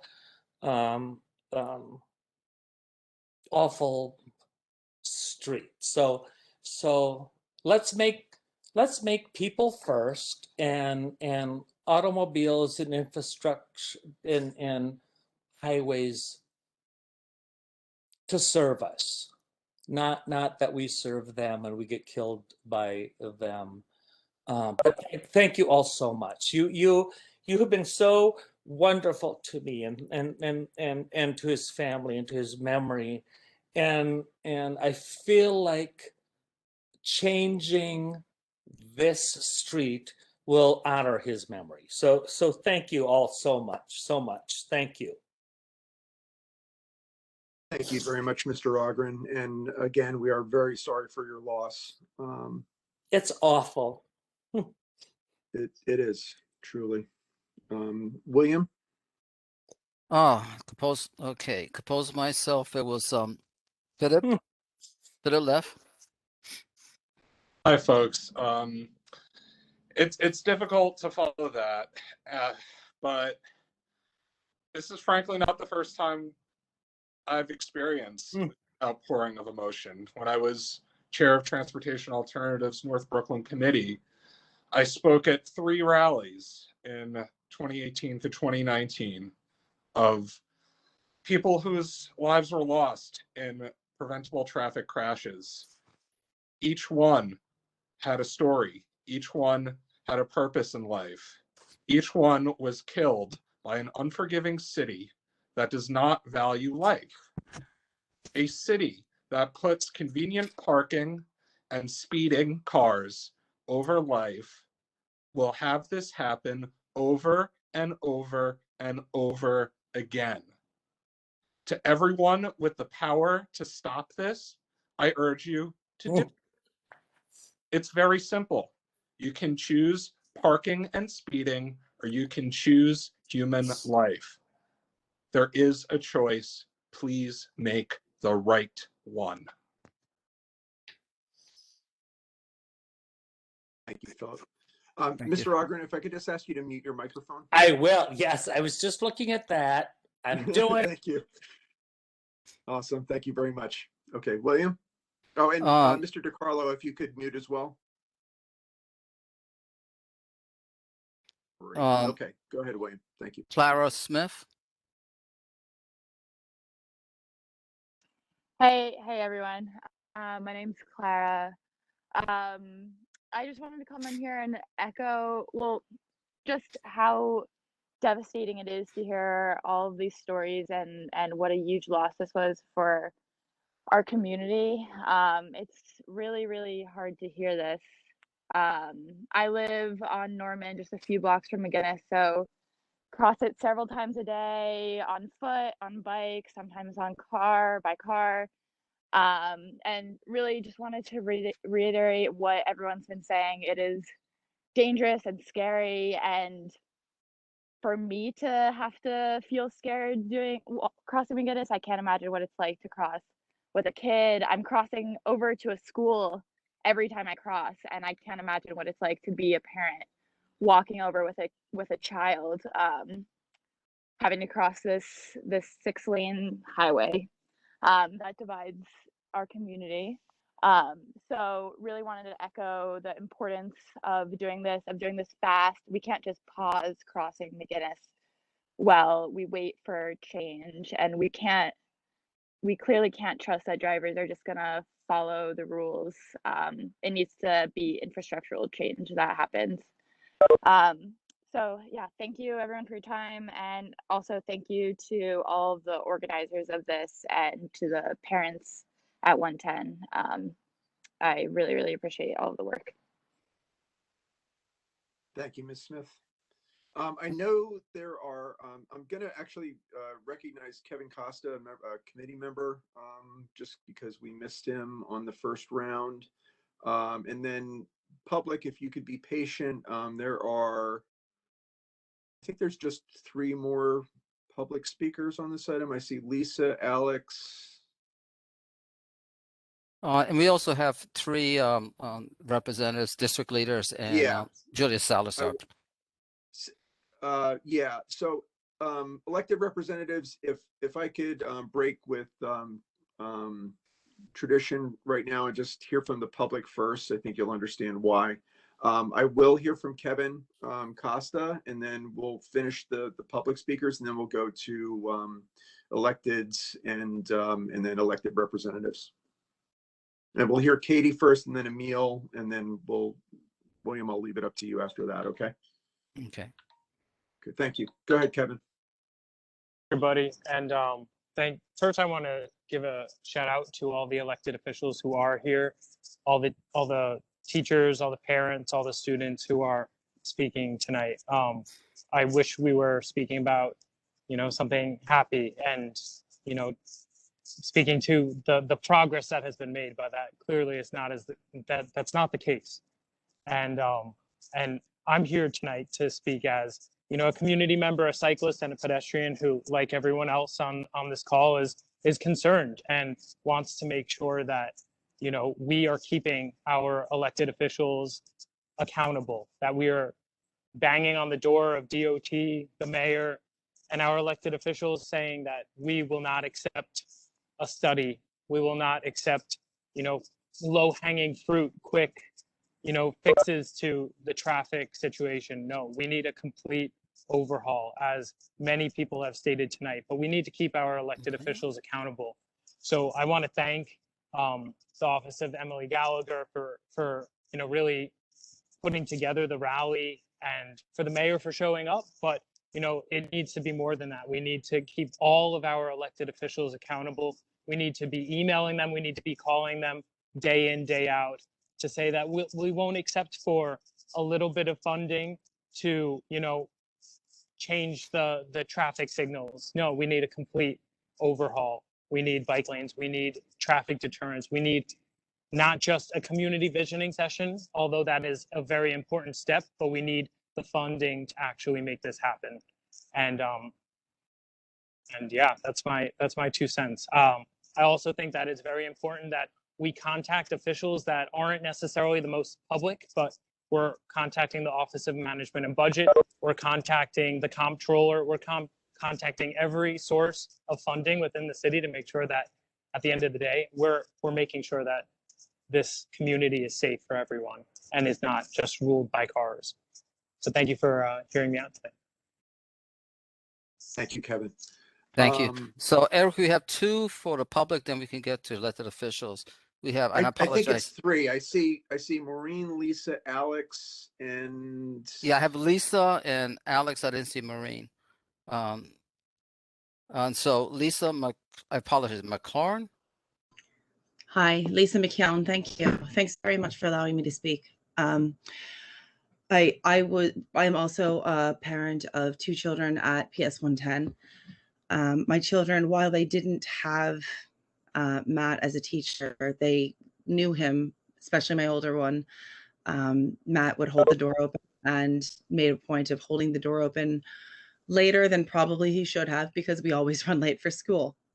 Because that's the kind of person he was, and he was an activist. He was someone who cared about each child individually. And when it came down to it, we became very good friends just because he cared, because he wanted to know how we were doing every morning. And then we got to talking, and come this pandemic, like Akiko, like we got very, very close because he wanted to check in on us, and he knew we lived a block and a half away from him. So he brought baked goods, and then it was an exchange of baked goods, and it was just an exchange of being human. And he stood in the snow, in the rain, in the heat, just to talk to my children through glass during the pandemic, because they were high risk, and he wanted to make sure that they were okay. It's really important that we redesign this road. In the past couple of weeks, obviously our family is dealing with the grief of losing Matt, but I didn't even realize that in 2019, I was almost hit by a car on McGinnis and Greenpoint Avenue. I was collecting my son from ballet, and I was crossing McGinnis there, and a lift turned the corner and just didn't stop. And if I didn't jump, I mean, I had bruises on my shins, but if I didn't jump, I would have been hit. And I remember relaying that to Matt, and he actually said, you know, you weren't pushed. At least Rory wasn't with you. At least my younger one, who's always in the buggy with me, at least he wasn't with me. Thinking back on that in the past several days, it was kind of a shock for me to realize that I'd completely forgotten. In any case, I think it's really important for me to mention right now that while we are sitting here and we're talking about Matt, and we're talking about McGinnis, and we're talking about this crucial redesign that has to happen, there was another hit and run that just happened on Norman and McGinnis Boulevard about 20 minutes ago. They came up on my Citizen app, and the police were asking for a Polish interpreter. So I don't know how, I couldn't think of anything else to say, but like, the answer is here. We don't need another study. We need very fast and definitive action from all of our elected officials, and we need to follow it. And anything that I can do or my family can do, we are willing. I just want to make sure that our community unites in this and pushes it forward as quickly as possible. Thank you. Thanks, Ms. McKeon. Thank you. We have next is Alex Schaefer.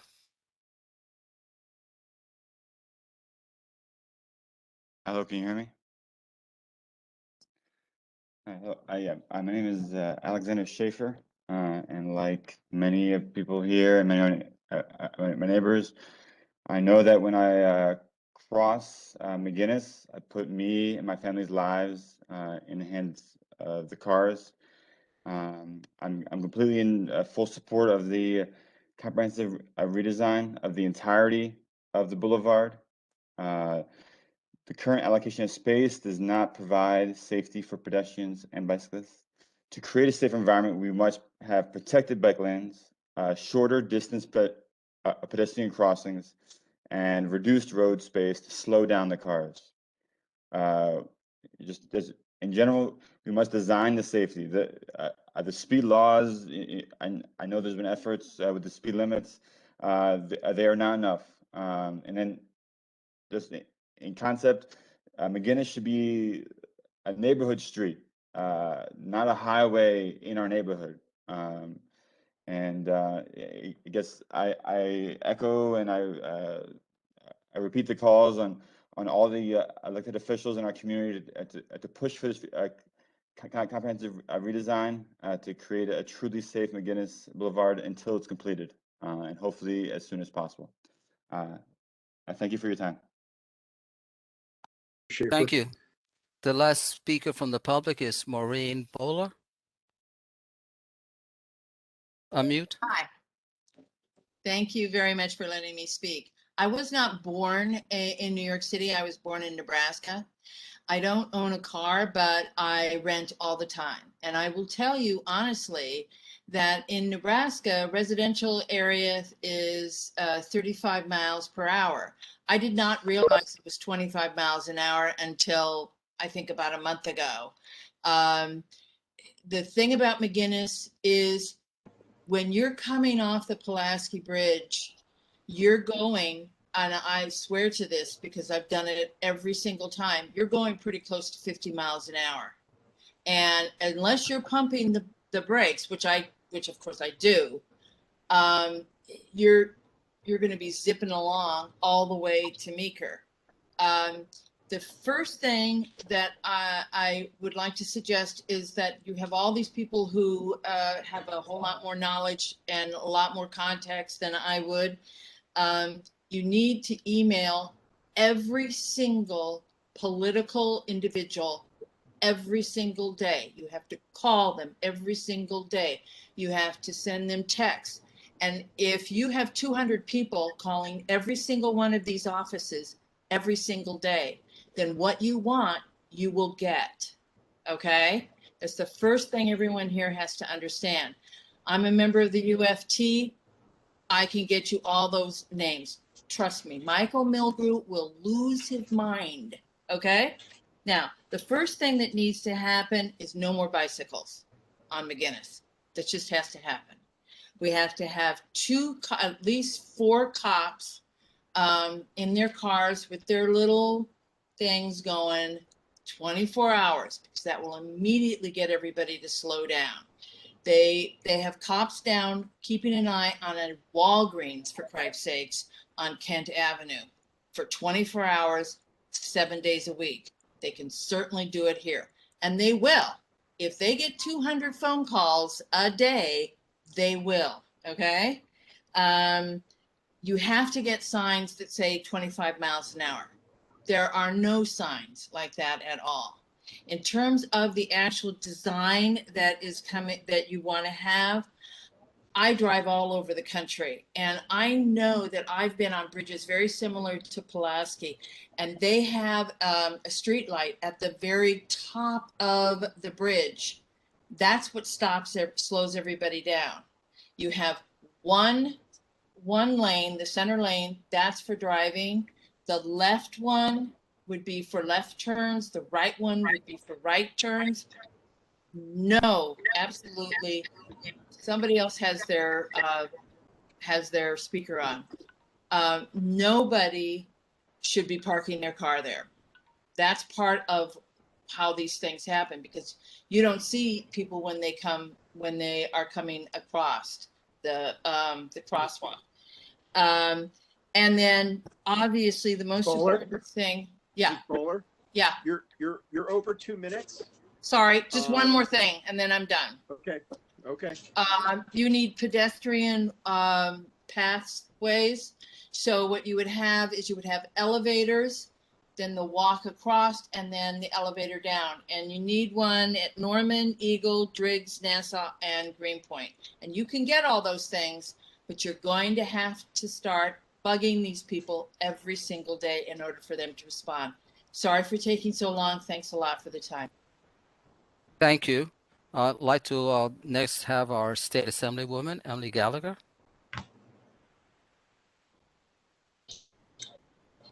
Hi, Ms. Gallagher? I think that I wasn't on mute, so I'm sorry about that. I'm Emily Gallagher, and I'm sending this. Pardon? Can you hear me? Yes. Can Yes. you hear me? Yes. Yes. Okay. Okay. There's a delay. All right. So I have been, as so many of you know, I have been working on.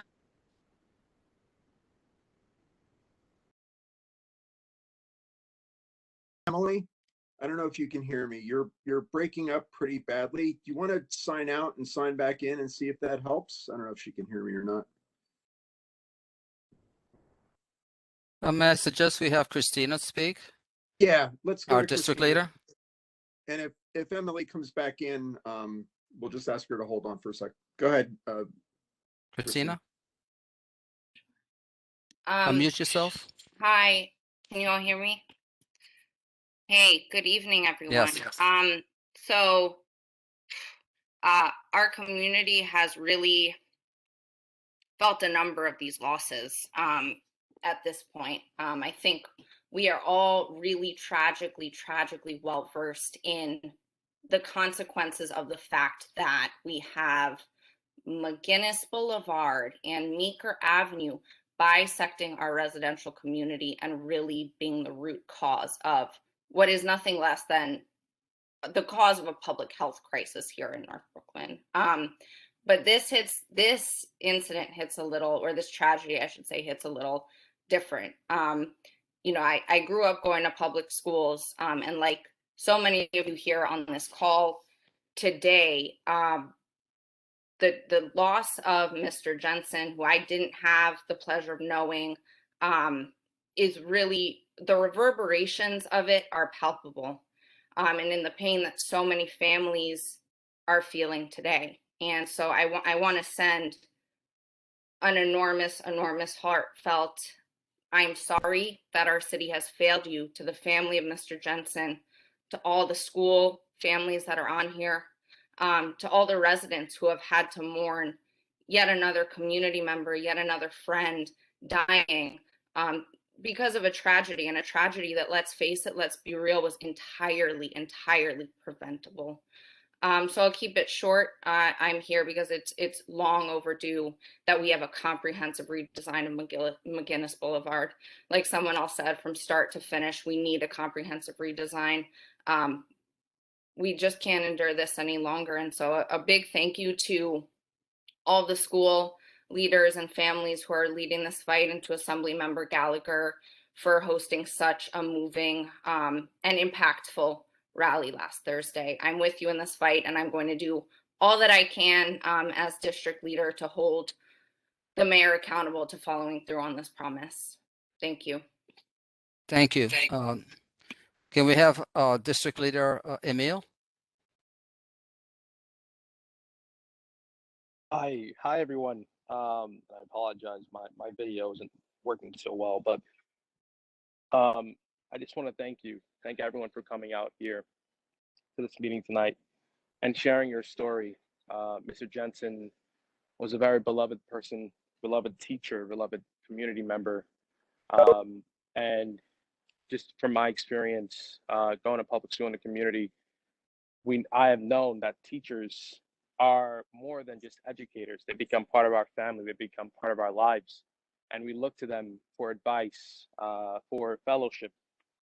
And so, just hearing this brings back all the memories, and I just had the great honor and pleasure of just being a district leader and hearing everyone's story on their memories with Mr. Jensen.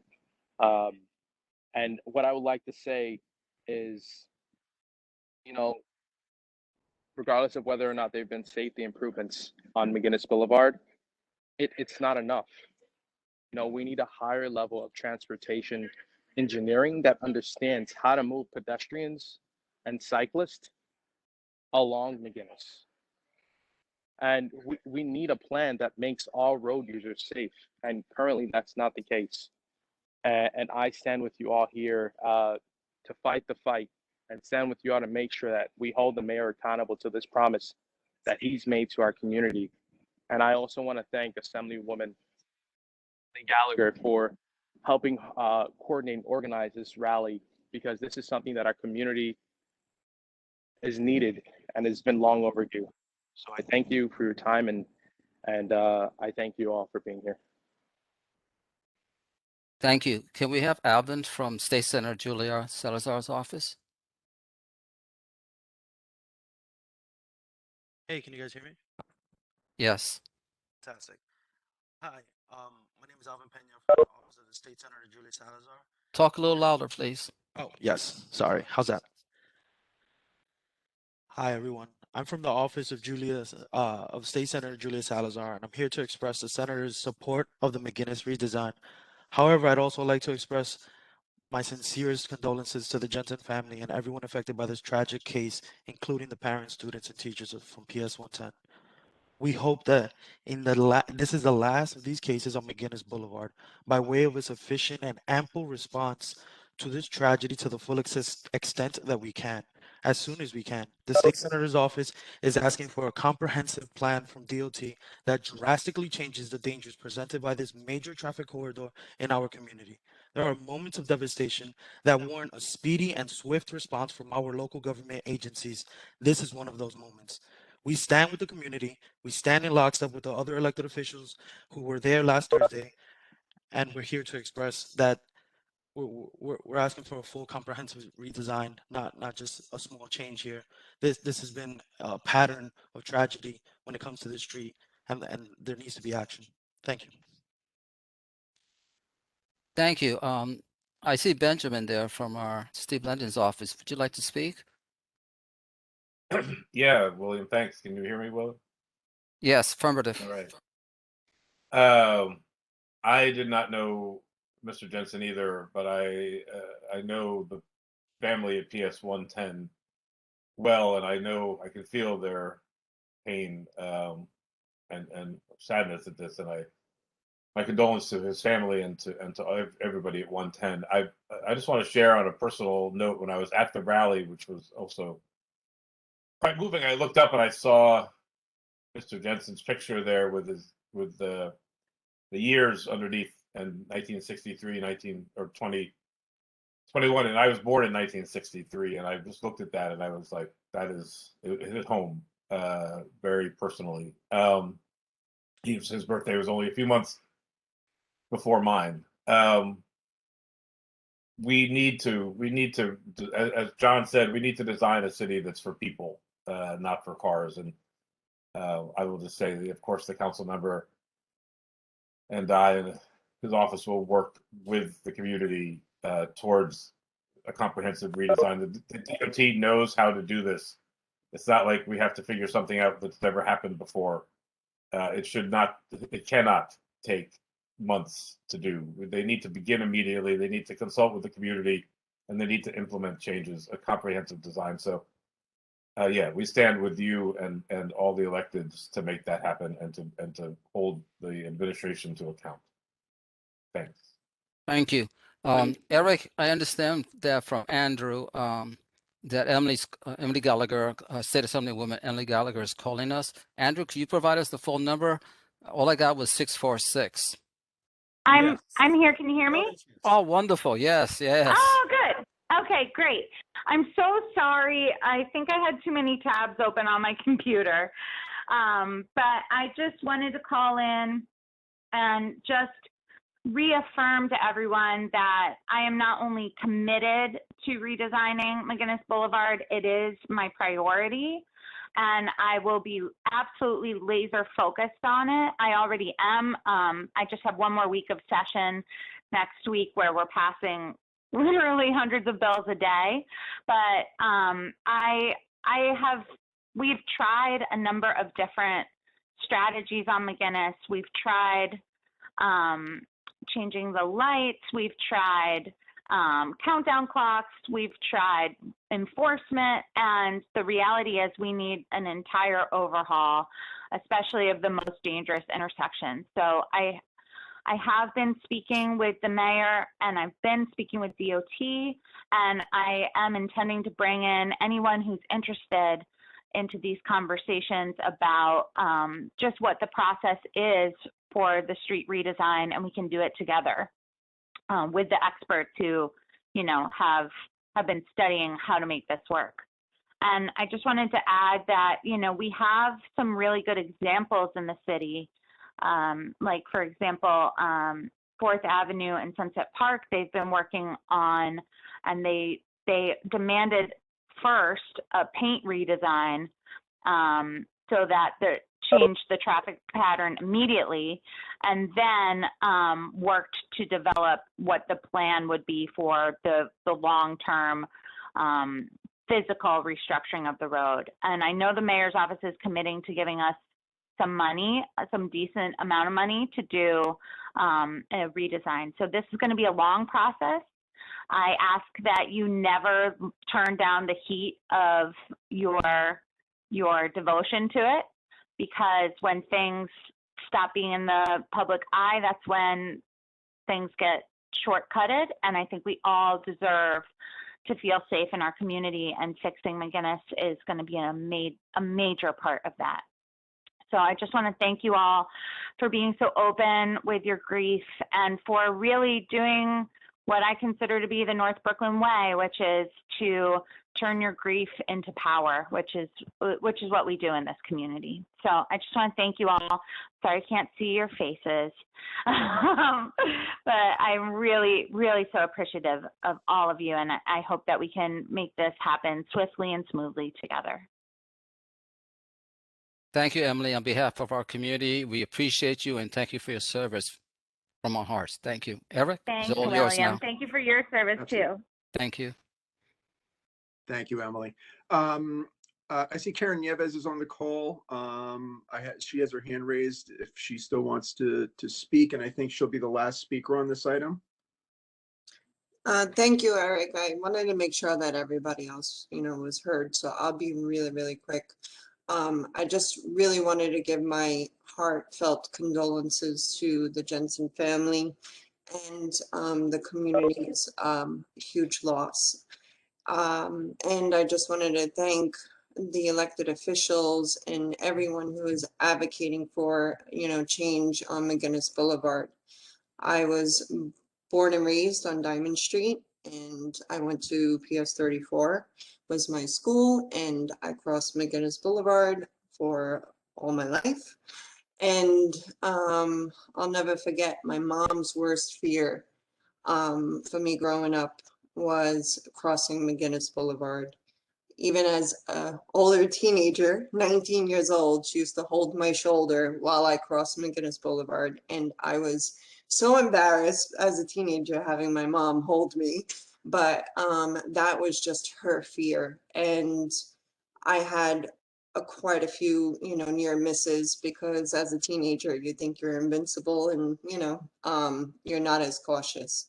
So, fast forward, all of the advocacy throughout the years, we did fight the community, the elected officials, transportation alternatives, NAG, you name it. We've all tried, so hard to make McGinnis Boulevard safer, and it just isn't enough. And, I am grateful for, obviously, the slow zone, but obviously it's not working. So drastic changes need to be done.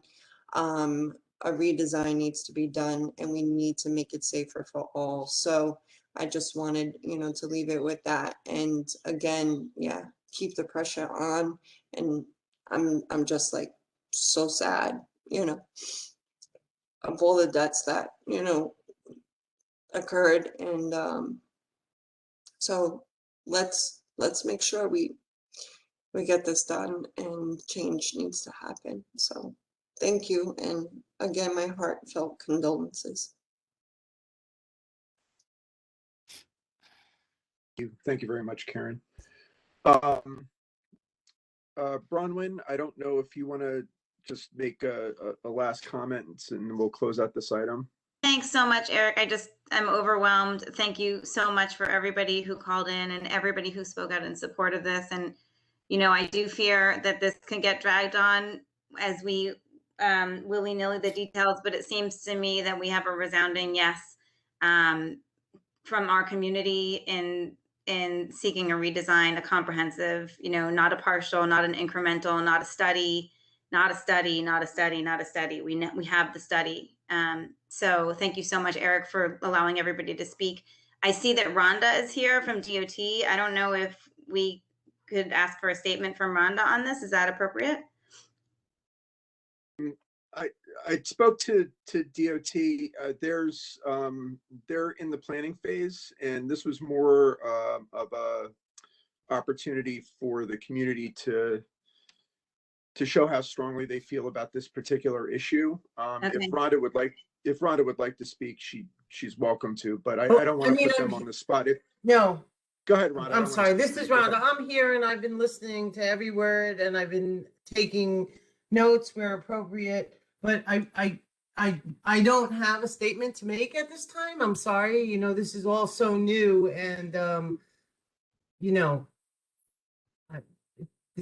I'm not going to give any comments off the top of my head, and I'm not an engineer, I'm a representative. So, yeah, unfortunately, we're developing a plan and we'll have more information soon. Thank you, Rhonda. I didn't mean to put you on the spot there, but thank you so much for being here and listening. And we really look forward to collaborating with you on this item. Likewise. I think we still have a quorum. I'd like to entertain a motion. I think a motion of support from the board for the redesign to back up the mayor and Assemblywoman Gallagher. I think it's appropriate if anybody would like to make I'd like to make a motion. And I second. I'd make a motion to support the demands of the community for a full and complete comprehensive redesign of McGinnis Boulevard. And William Vega seconds.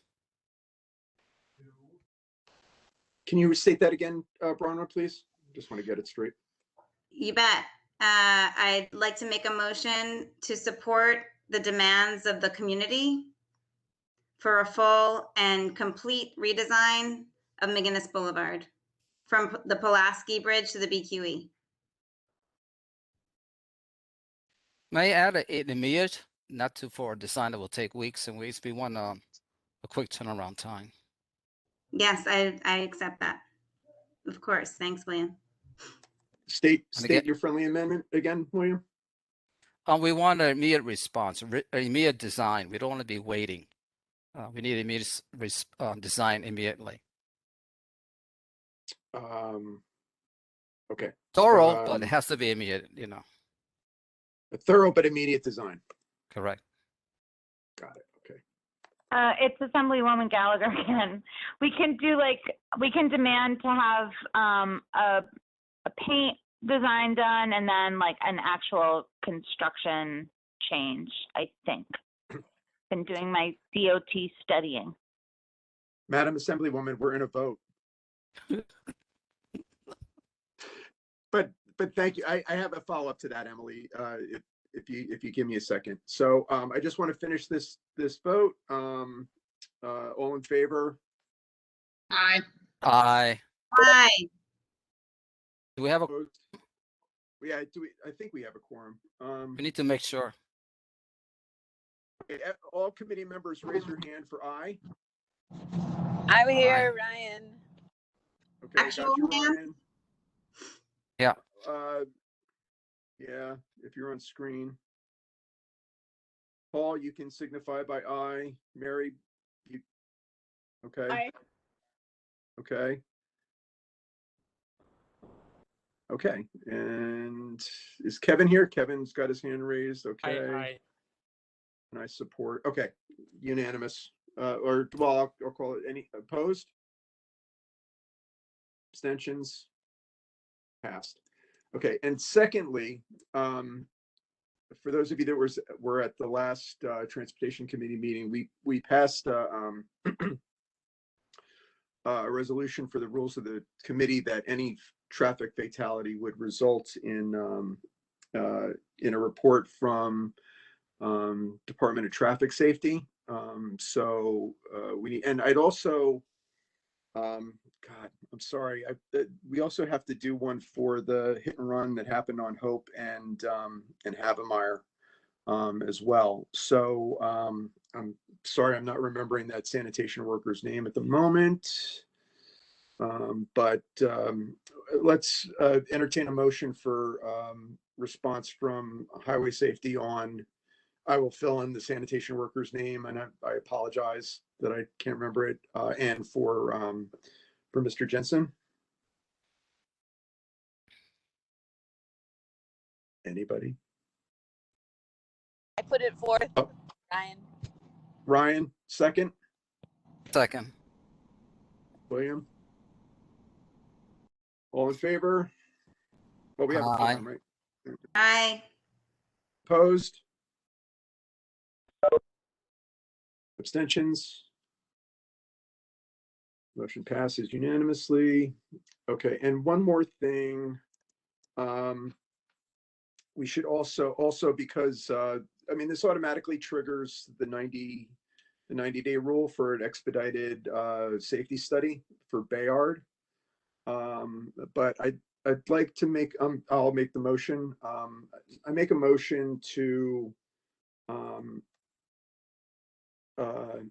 include a study of Bayard to Herbert on McGinnis to Humboldt in light of this recent fatality. Second. And just who is that second? Who's second? I did. I think someone else did too, but Ryan. Ryan. Okay, got you, Ryan. All in favor? Aye. Aye. Opposed? Abstentions? Okay, motion passes. And just the reason for this is because you know, we DOT has already done you know, the fairly comprehensive study of Meeker, and this is not to say that the same people that did that study can do the safety study, but hopefully some of the hard lifting has been done because of Meeker, and maybe we can get something realistic, at least at Bayard, in the immediate future, because that is a treacherous area. We need a lighting study there. We need a lot of stuff. So that's my my reason for that. Okay, community, thank you all for coming. I know this was very difficult. It's been a very difficult 2 weeks for you. Bronwyn, thank you very much for all the work that you've done on this. It's really a credit to those that really helped to organize this effort. And we're going to come back to this. We're going to make sure that things are moving in the right direction to get this done once and for all. And I'll be working over the summer to go through some old records and see what we can do. Okay, so again, thank you, everybody. All right, moving along. I think we can, is Simon still on the call? Yes, you hear me? You hear me? Yes, Simon. Okay, you're up for congestion issues on Flushing. Okay. I'm sorry, Eric. Eric, you had promised Yes. that we would talk about open streets. Yes, I did. You know, okay. All right, let's do this. I'm going to break up. You're right, Rhonda. Thank you. So we're going to break up item 5, which is the open streets marathon discussion, but it is the last one. And so what we'll do is we'll recognize Kyle now. 1 second, to give, Eric. Yeah, Simon. Are you going to discuss number 4 now or later? No, yeah, hang on. So what we're going to do, I'm explaining what's going to happen. So we're going to split item number 5. So we're going to hear, because item number 5 has 2 parts. Part A is an update from Kyle Gorman, and part 2 is the committee's discussion on a recommendation letter to electeds and agencies. So if you will be patient, Simon, we'll hear an update from Kyle, which should be brief, in a very short discussion. Wait, hang I'm on. sorry, but I have to leave. Okay, well, you have to wait. So because we did make this agreement. So Kyle, you're recognized. Thanks, Eric, and good evening, everyone. To anyone who doesn't know, I'm Kyle from the city's Department of Transportation. I oversee the Open Streets program.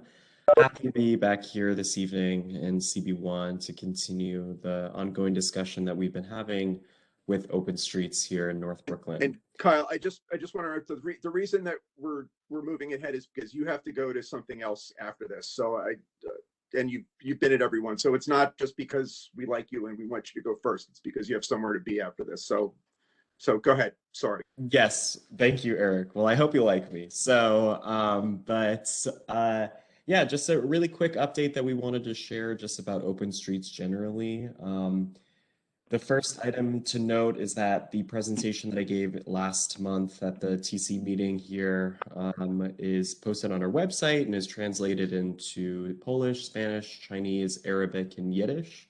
And that has the full suite of sort of the rundown on all the survey data that we did over the last couple of months, as well as the workshops. So if anyone wants to take a deep dive into that, please visit the DOT webpage, and I'll drop that in the chat once I'm done speaking.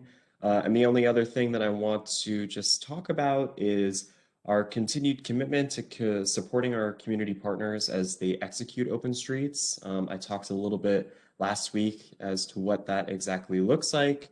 And we are ramping up a lot of great things between funding and the cleanup corps and other ways that we're going to be supporting community partners in the coming months, especially this year for open streets.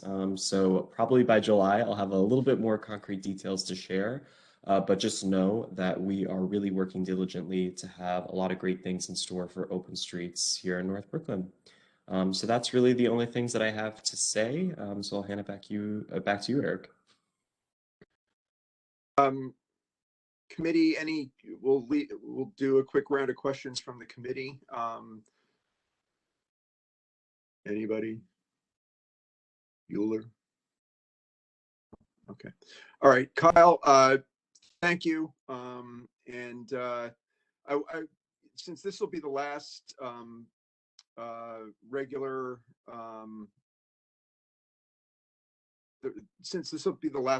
discussion on open streets as a recurring agenda item, I'm sure we'll be seeing you again, Kyle, but I just want to thank you for for making yourself available over these last few months under very contentious circumstances many times.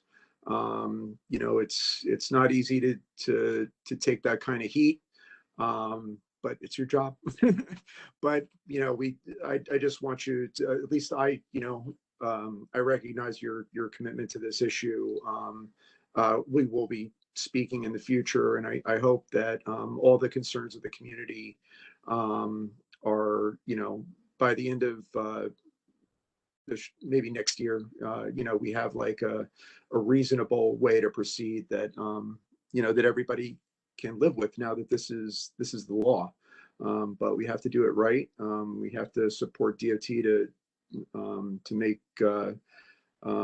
what was it? Heather Leskus had said, set you up for success, I think, or maybe that was Victoria. I can't remember, but somebody said they have to set DOT up for success.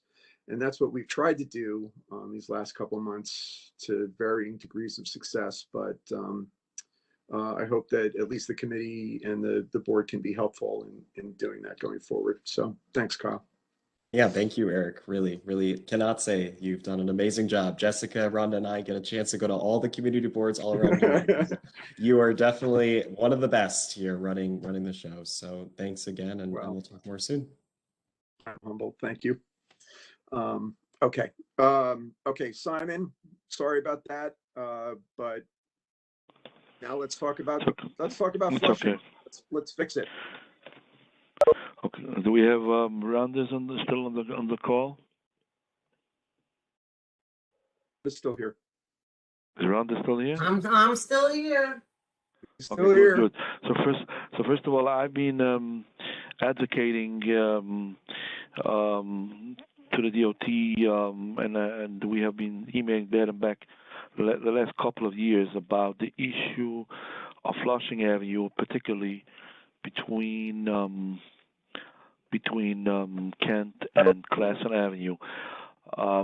Now, and some upgrades need to happen, some changes need to be implemented, because to pass Flushing Avenue is unbearable, takes much time. And understand, Flushing Avenue is a artery that connects, I would say, Queens to Brooklyn, and also to the highway. And the last couple of years, starting from North Strand all the way to Classen, Flushing Avenue has been very difficult to pass because many lights have been, many street lights have been having been installed, so that it delays the traffic. But now, lately, the traffic special, as I said before, from Flushing from Kent Avenue to Classen, it's the traffic crawls, and it's happening most time of the day. And I've been emailing to Rhonda and to the OT, and she's very helpful. Gotta mention, but the thing is, I'm not an engineer. What could be done here? But now, particularly, what's happening the last couple of months, I would say maybe half a year, now a year.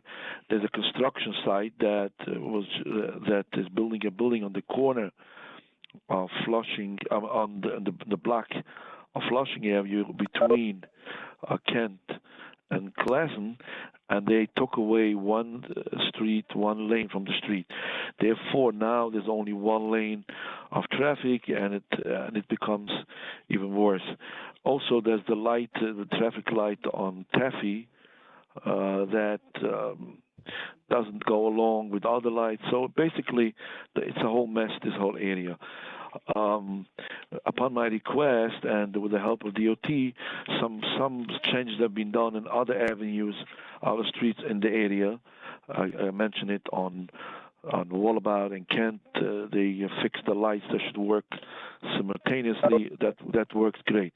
But in this particular strip, it's unbearable. And just for the record, Rhonda had said, or DOT had responded to my request, that this construction site needs one lane from the underpinning. I walked through yesterday, actually, walked to the site, and I saw that the underpinning of the sidewalk is complete, and there's no reason why they should keep that one lane of traffic blocked. If they have to have equipment, they should build sheds on top, and that should hold the equipment or the sheds, and that shouldn't be blocking a lane of traffic. Therefore, if there'll be two lanes of traffic, that should alleviate the problem. Thank you. I could look into that, Simon. This is the first I'm hearing that work there that requires that lane to be taken out of the circulation. I mean, I don't know that this is true. I mean, just because you look walking by and you're saying that it looks like it should be able to be opened, I just don't know that that's true. But I will talk to OCMC about that. Is that the only thing that you want to? Also, just another thing is that I also mentioned to you, I had begged you a couple of times, and you actually wanted us, it should be on this agenda. I'm requesting a walkthrough. I didn't suggest it be on the agenda, but. Say it again? I didn't suggest that this should be on the agenda. That was not my idea. Not me, but I'm saying that we should discuss this issue. But anyway, about the walkthrough. Anyway, the bottom line, I'm requesting a walkthrough with the chair of the Transportation Committee, if possible, and also myself, and to show firsthand the problems that this area is facing, and with some adjustments that I think it could be done, including fixing the taffy light. It's small adjustments. Again, I drive by, I live in the area, and I see what. I'm not an engineer, and I would love the DOT should take a serious look at this block and how to make enhancements for the traffic should be able to pass.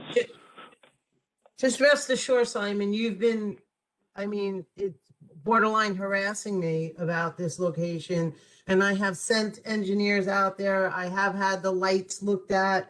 It's not like you're talking to me and I'm ignoring you. That is not the case.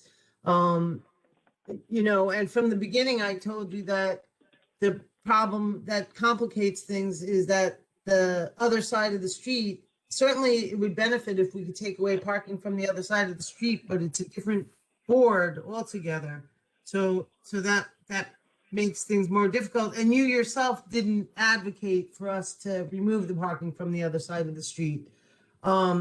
And you suggested that we take the light out at Taffy, and that is not possible. We can't do that because it met the warrants, and once we can't remove it. The only time we could really remove a light is if we do a reversal of a street. So removing that light's not possible. You had suggested that you wanted to ban the left turn. That might be possible. You would just need to put in a request for that. But I'm willing to meet you within the next couple of weeks out there for a walkthrough. I don't know that it's going to accomplish anything. I mean, truthfully, if they could open up that other lane of traffic, that would accomplish a lot. I don't know if that's possible, but I am willing to schedule a walkthrough with you and Eric and some other people from the DOT team.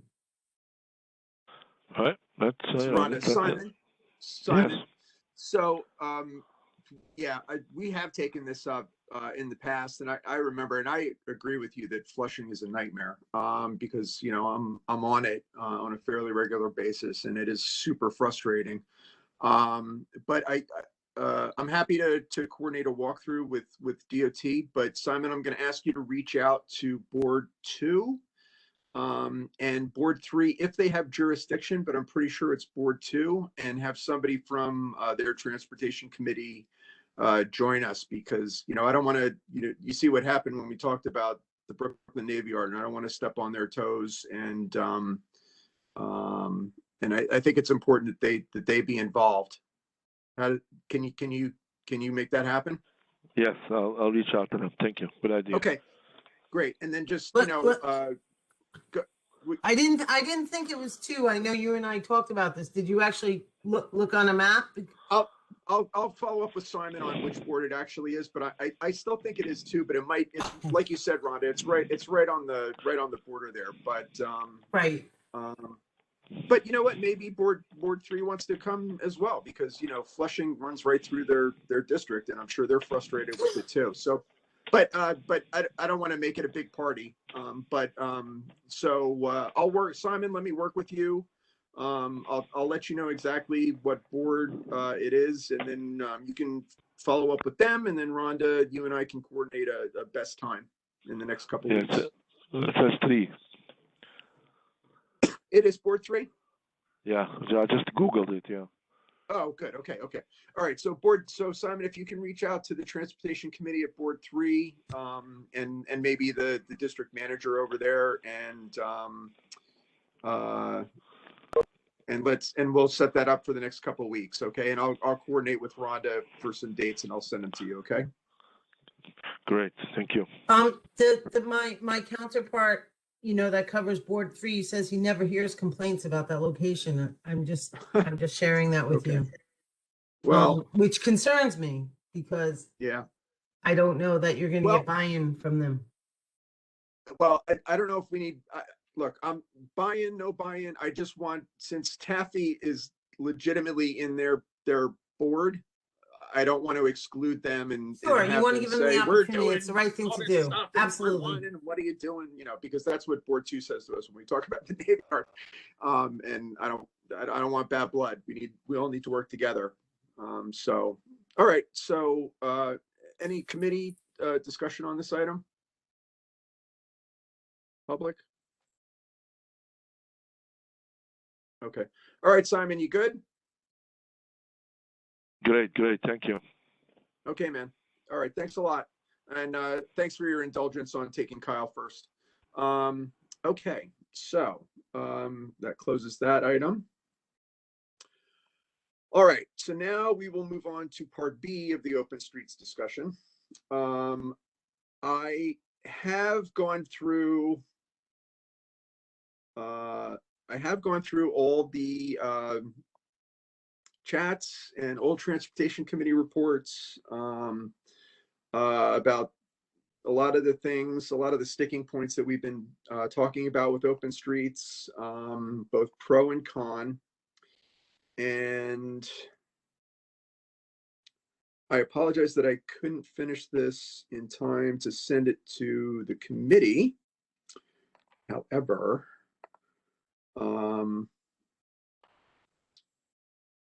There are a couple things I'll read them, and as I read them, I'll add them into the chat. But so having spoken to Chair Fuller, and you know, last I guess it was about 6 weeks ago, I had proposed doing a subcommittee to kind of have like a, you know, a working group to hear both sides and make some final recommendations.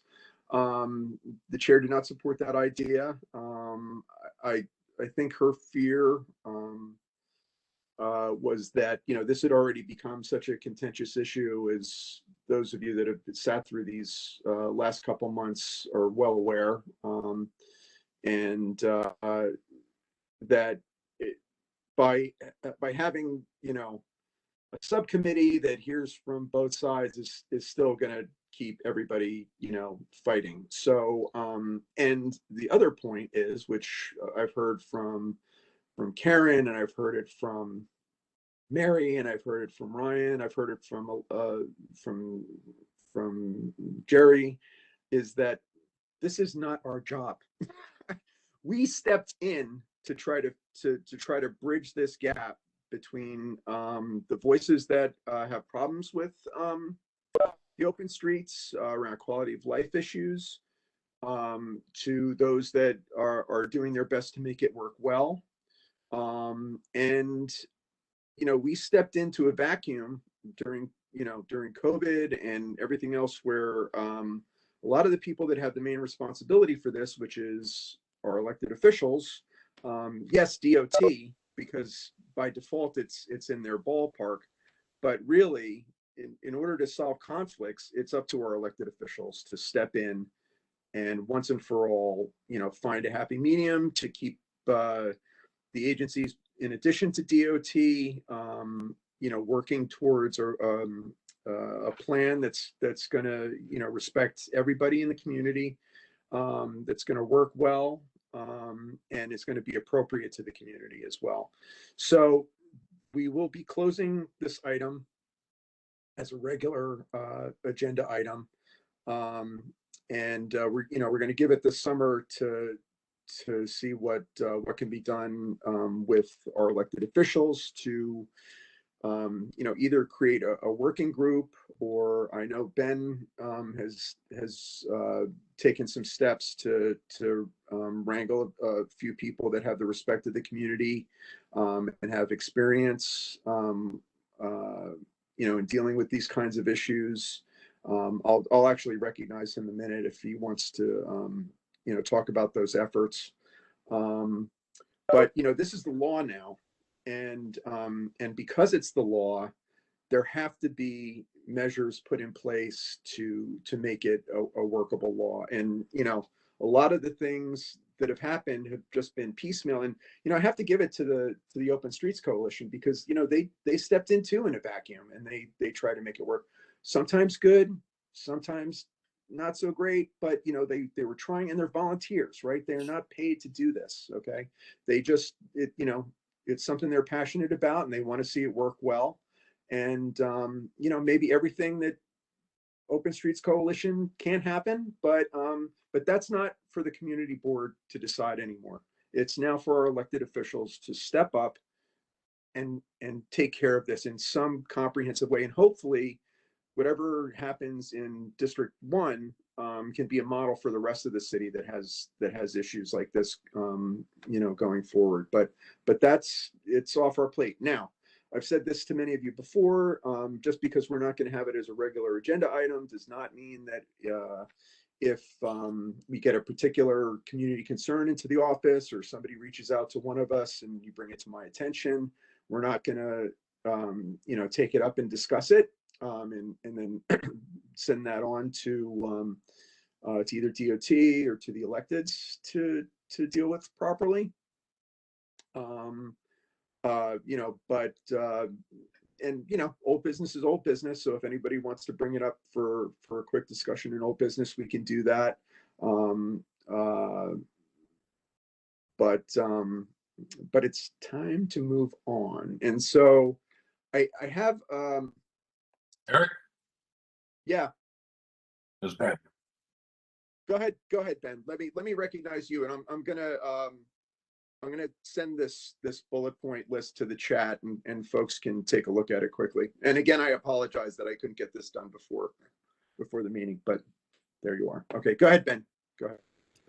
So no, I just want to say thanks. Yeah, we got we got the letter from the board asking the council member to take a role, more active role. We did have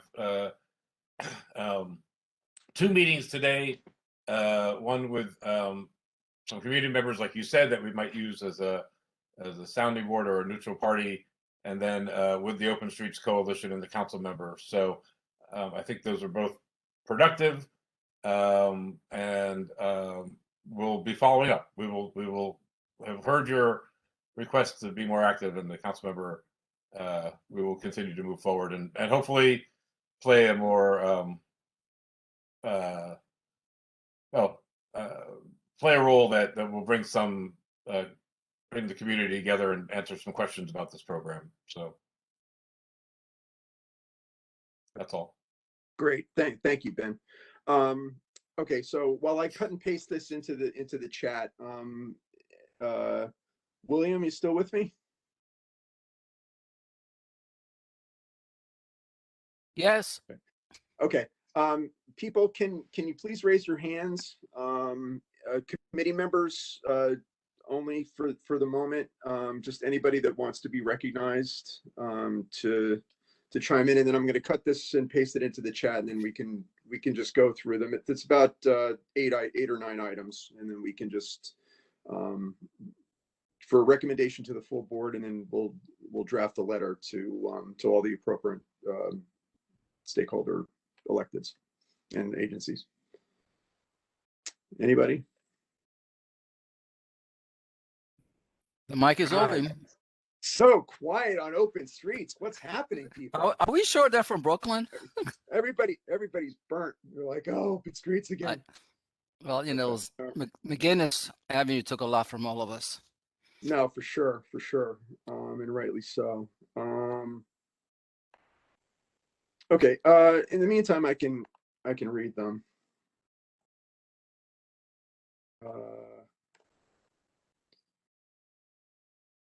Okay, so again, like I said, I went through all the old reports, and and so some of this stuff is, I tried to phrase them in a way that is somewhat neutral, because I don't want to play favorites, and I've been agnostic on Open Streets from the start. I think it's a good idea, but it has to be executed properly. That's always my thing. It's got to be done correctly.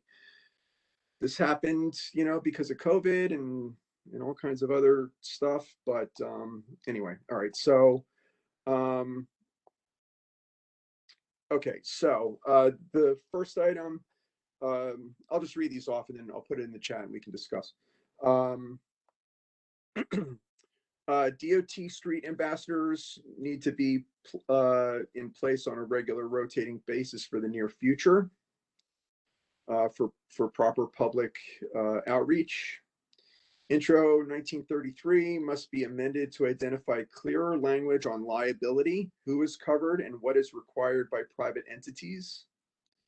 A comprehensive traffic study of Driggs, Bedford, Wythe, and Kent Avenues must be commissioned as soon as possible to assess overflow and congestion resulting from Berry Open Street. Based on this study, hours and use of Berry as an open street must be reevaluated. Congestion on adjacent streets resulting from Driggs Avenue Open Street must be completed as soon as possible. All maintenance, security, and safety functions should be under the direct supervision of a government agency and carried out by persons identified by uniform and ID with training and qualifications to do the job. And I know some of the Open Streets Coalition members are already working on VEST and some other stuff too. So I kind of phrased it kind of harshly, but that's what I meant by that. Open restaurants and bars must be included in reducing the impacts of outdoor dining on the quality of life of residents. And my reason for that, I've said it before, you know, the open streets end at 8. The problems happen after 8, you know, so I'm not saying that the open restaurants and bars are, you know, the direct cause. Like, people are, you know, last summer was nuts. Okay. So, but, and I've already reached out to the bar and some other folks to try to, you know, to work on this, but that needs to happen. The open restaurants folks need to be included in the discussion. NYPD must make every effort to respond to quality of life issues on all North Brooklyn open streets. DOT, NYPD, FDNY, and DSNY should be included in a working group or task force to address open street issues. Barricade reduction or redeployment, one per intersection to ease navigation for emergency vehicles, local residents, and deliveries. And landlords and tenants should be included in outreach if they are on an open street. So those are the recommendations. You know, obviously we've talked about a million different issues, but this has to be kind of a concise letter. And again, just because it's not a regular agenda point doesn't mean we can't, you know, fine tune and bring back to whatever working group is finally put together. But it's a start. So I'm just going to turn my camera off for a second and post this in the chat. William, I'm turning it over to you to recognize any board members that want to speak. I also want to add, even though indoor dining, there's no hourly restrictions, for outdoor dining, it's still supposed to be shut down at midnight. So that's education has to be given to these restaurants that have outdoor dining. Board members, any questions? I actually have something to say. This is Mary. Please go forward. Eric, I think that one other thing has to be added to your list, and that is, it is a mystery to the community here as to who or what agency chose Berry Street as an open street in the first place. I think we would like to have the answer to that question and why that street was chosen.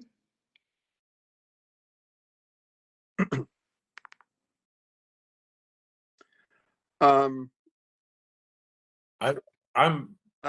Eric, and I'm happy to look into that.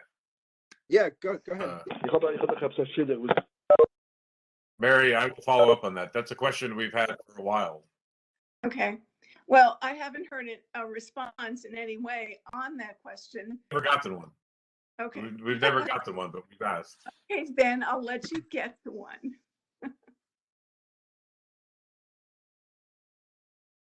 Sorry. I hear you, and that's an important point. But the purpose of this letter is like moving forward. So, you know, the idea that if we're going to choose other open streets going forward, then there has to be a more now that there's a law that says it's permanent, there has to be a law that I'm sorry, there is a law. So now there has to be a way for open street designations or evaluations to be codified. So the idea behind this letter is a going forward thing, but I'm happy that Ben is offering to get an answer for that. So William, I'm gonna turn it back to you. Thank you. We have two hands raised. First hand I saw was Paul, and then we'll go to Kevin. Paul, please. Yeah, thank you. I guess I just have a kind of a question about process. So, I mean, are we going to get a chance to digest these points in the letter and give some feedback, or is this something that's getting voted on tonight?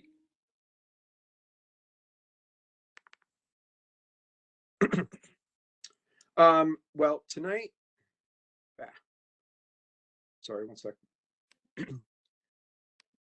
Oh, I mean, so what'll happen is, so the meeting is next, the full board meeting is next week. Okay, the points are in the chat. Now this is not a comprehensive list. This is just, you know, my best effort, having read through all the old committee reports and committee chats, the chats. So I will entertain a motion to send a letter of recommendations from the committee on behalf, from the board on behalf of the committee to Councilmember Levin, Reynoso, all our state representatives, DOT, NYPD, FDNY, and sanitation. So it'll be reflected as a vote on sending a letter of support. But between tomorrow and next Tuesday, I'll ask all committee members to send recommendations, and then actually let's make it Sunday, and then I'll put together a letter and I'll send it around, and and we'll do it like that. Okay. I was going to draft a letter now, but it's going to need to be amended anyway. So I figured I would do some bullet points and let folks digest it and get back to me before the full board meeting. Okay, thank you. Okay. Thank you. And, Kevin? I'm sorry. Go ahead. Kevin? Hey, Eric, I don't want to. No, it's me, but I'm not on the. I was not a committee member, so I can wait. Or you want to? There's no other hands. Oh. I raised my hand, William. Sorry. Is that Bronwyn? That's okay. It's Bronwyn. Hi. Okay, let's Bronwyn, before we go to you, any other board members or pending board members, Karen, or who else is here? Katie, who is now on the board. Welcome to the board, Katie, Denny Horowitz. Willis, Aaron, anybody? Okay, okay, Bronwyn, and then Kevin. Oh, I thought somebody else was about to speak that you just called. No, go ahead, Bronwyn. I was just looking to see who was here. Okay. Thank you. Okay, well, my question is related to Paul's, just about having some time to review and digest this before we vote on the content. But what jumped out at me initially was the barrier that you proposed, to a single barrier that, like, I don't see how that's going to be effective in stopping cars that are, already violating the barricades, right? Because they're so narrow. So that was just one that jumped out at me as being as questionable, and I need to review the other ones. I don't know if you want to have the discussion now or later, but that was just my thought.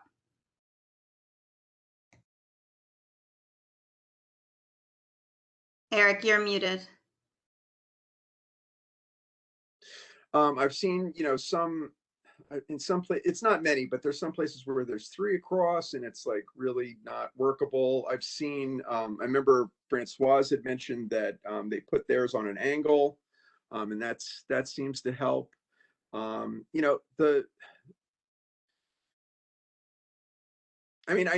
see the logic with the 2, but I'm driving around this neighborhood all the time, all day, and I'm often on Berry or passing it or whatever. And those barricades are in the bike lane. They're like over on the side. And I know this isn't the fault of the volunteers. I know they get moved by drivers. I'm not blaming anybody, but the reality is, that they don't stay in the right place. So, and there's this constant, like, how are the emergency vehicles going to get through and this, that, the other, which is, I'm not dismissing that, but we've heard from FDNY and NYPD that so far that has not been an issue. It's just a compromise in a way that, you still have the barrier there. It's still not going to be possible to use it as a throughway. But it does make it easier for older folks that do need, even though those French gates are lighter, but they're not, they're not light, and they're cranky. So, that was my logic behind that. But again, like, we're not voting on the specific contents of the letter today. I will just be entertaining a motion to draft the letter, draft the letter to the agencies and electeds that I mentioned. So.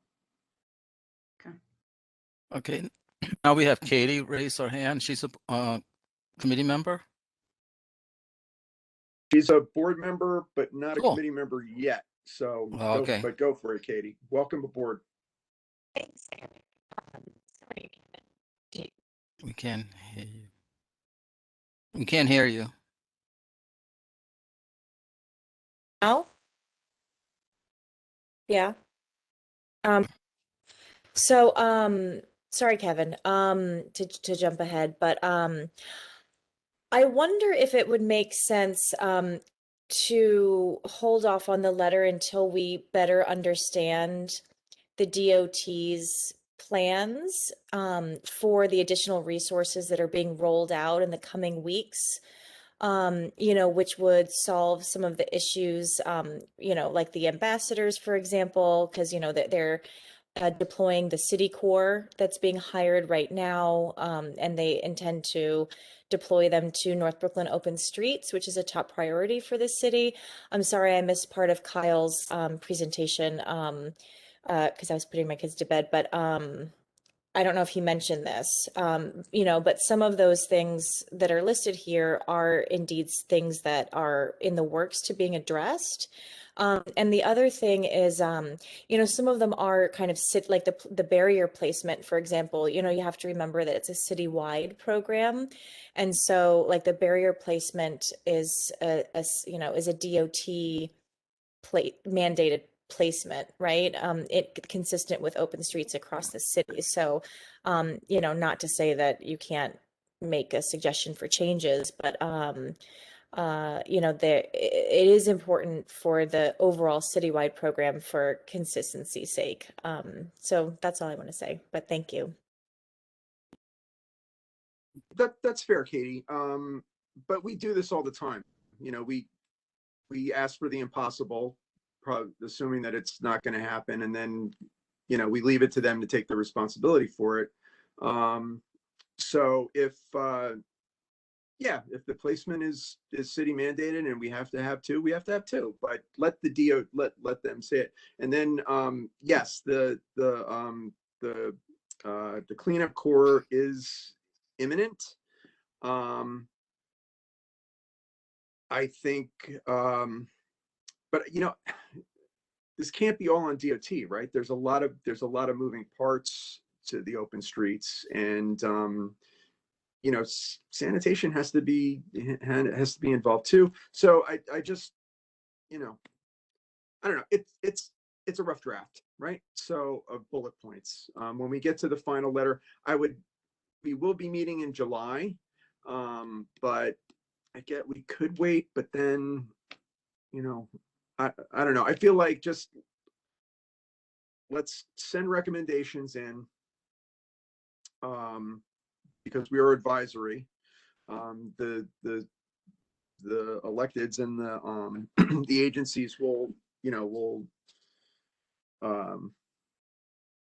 we'll take it for what it's worth from us. And we're not giving up on open streets. I just have to keep saying that we're not giving up on open streets.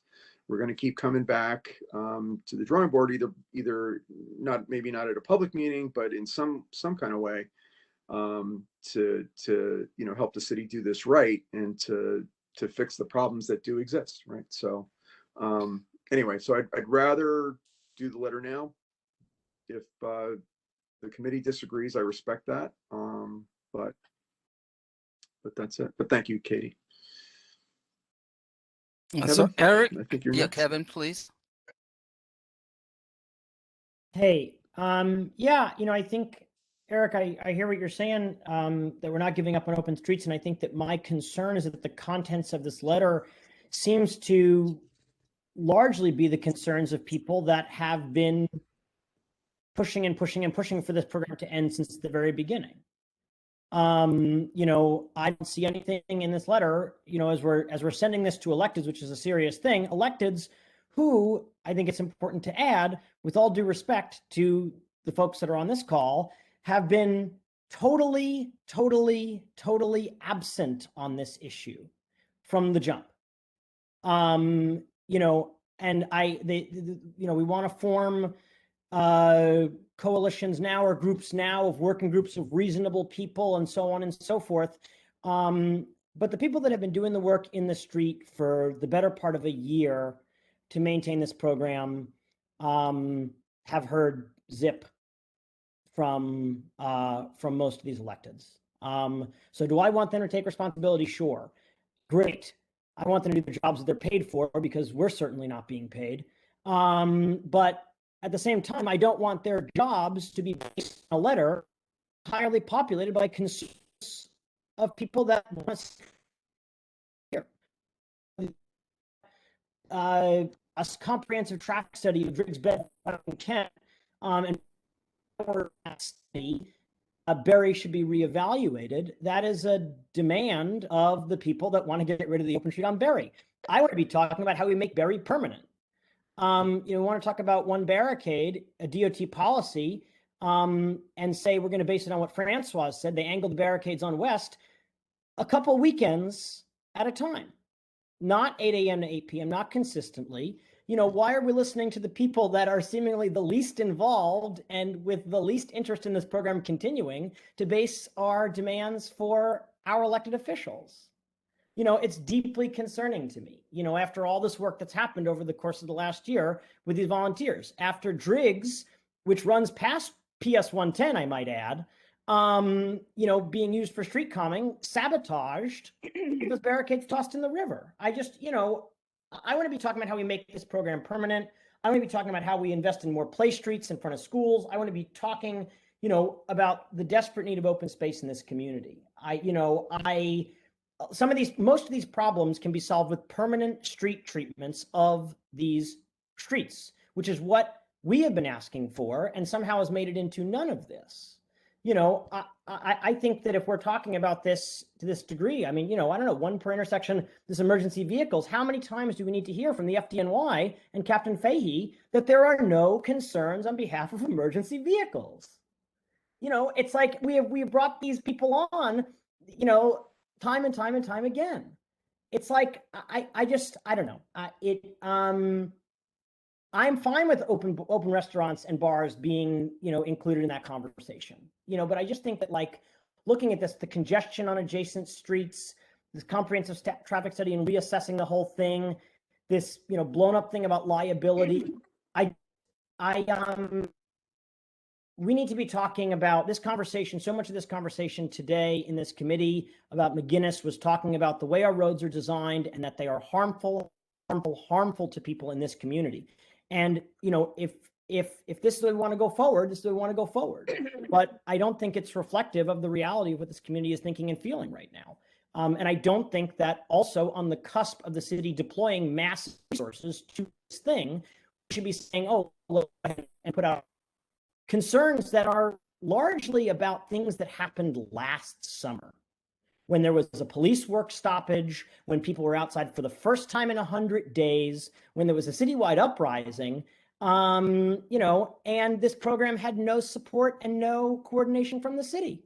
Why would we put forward a letter that says all these things that are from, you know, about concerns from last summer? I'm not saying there aren't real concerns. Of course there are real concerns. We've been the people that have been addressing a lot of those concerns day in and day out. Volunteers have been doing this for a year, and I would like to see, if there is going to be a letter, more of their priorities baked in to this. If we're asking Councilmember Levin and the Assembly members and the state senators what to prioritize, it should be reflective of reality. Thank you. Kevin. Karen, I'll recognize you in a minute. So with respect to, I hear you, Kevin, and I knew you'd be unhappy, but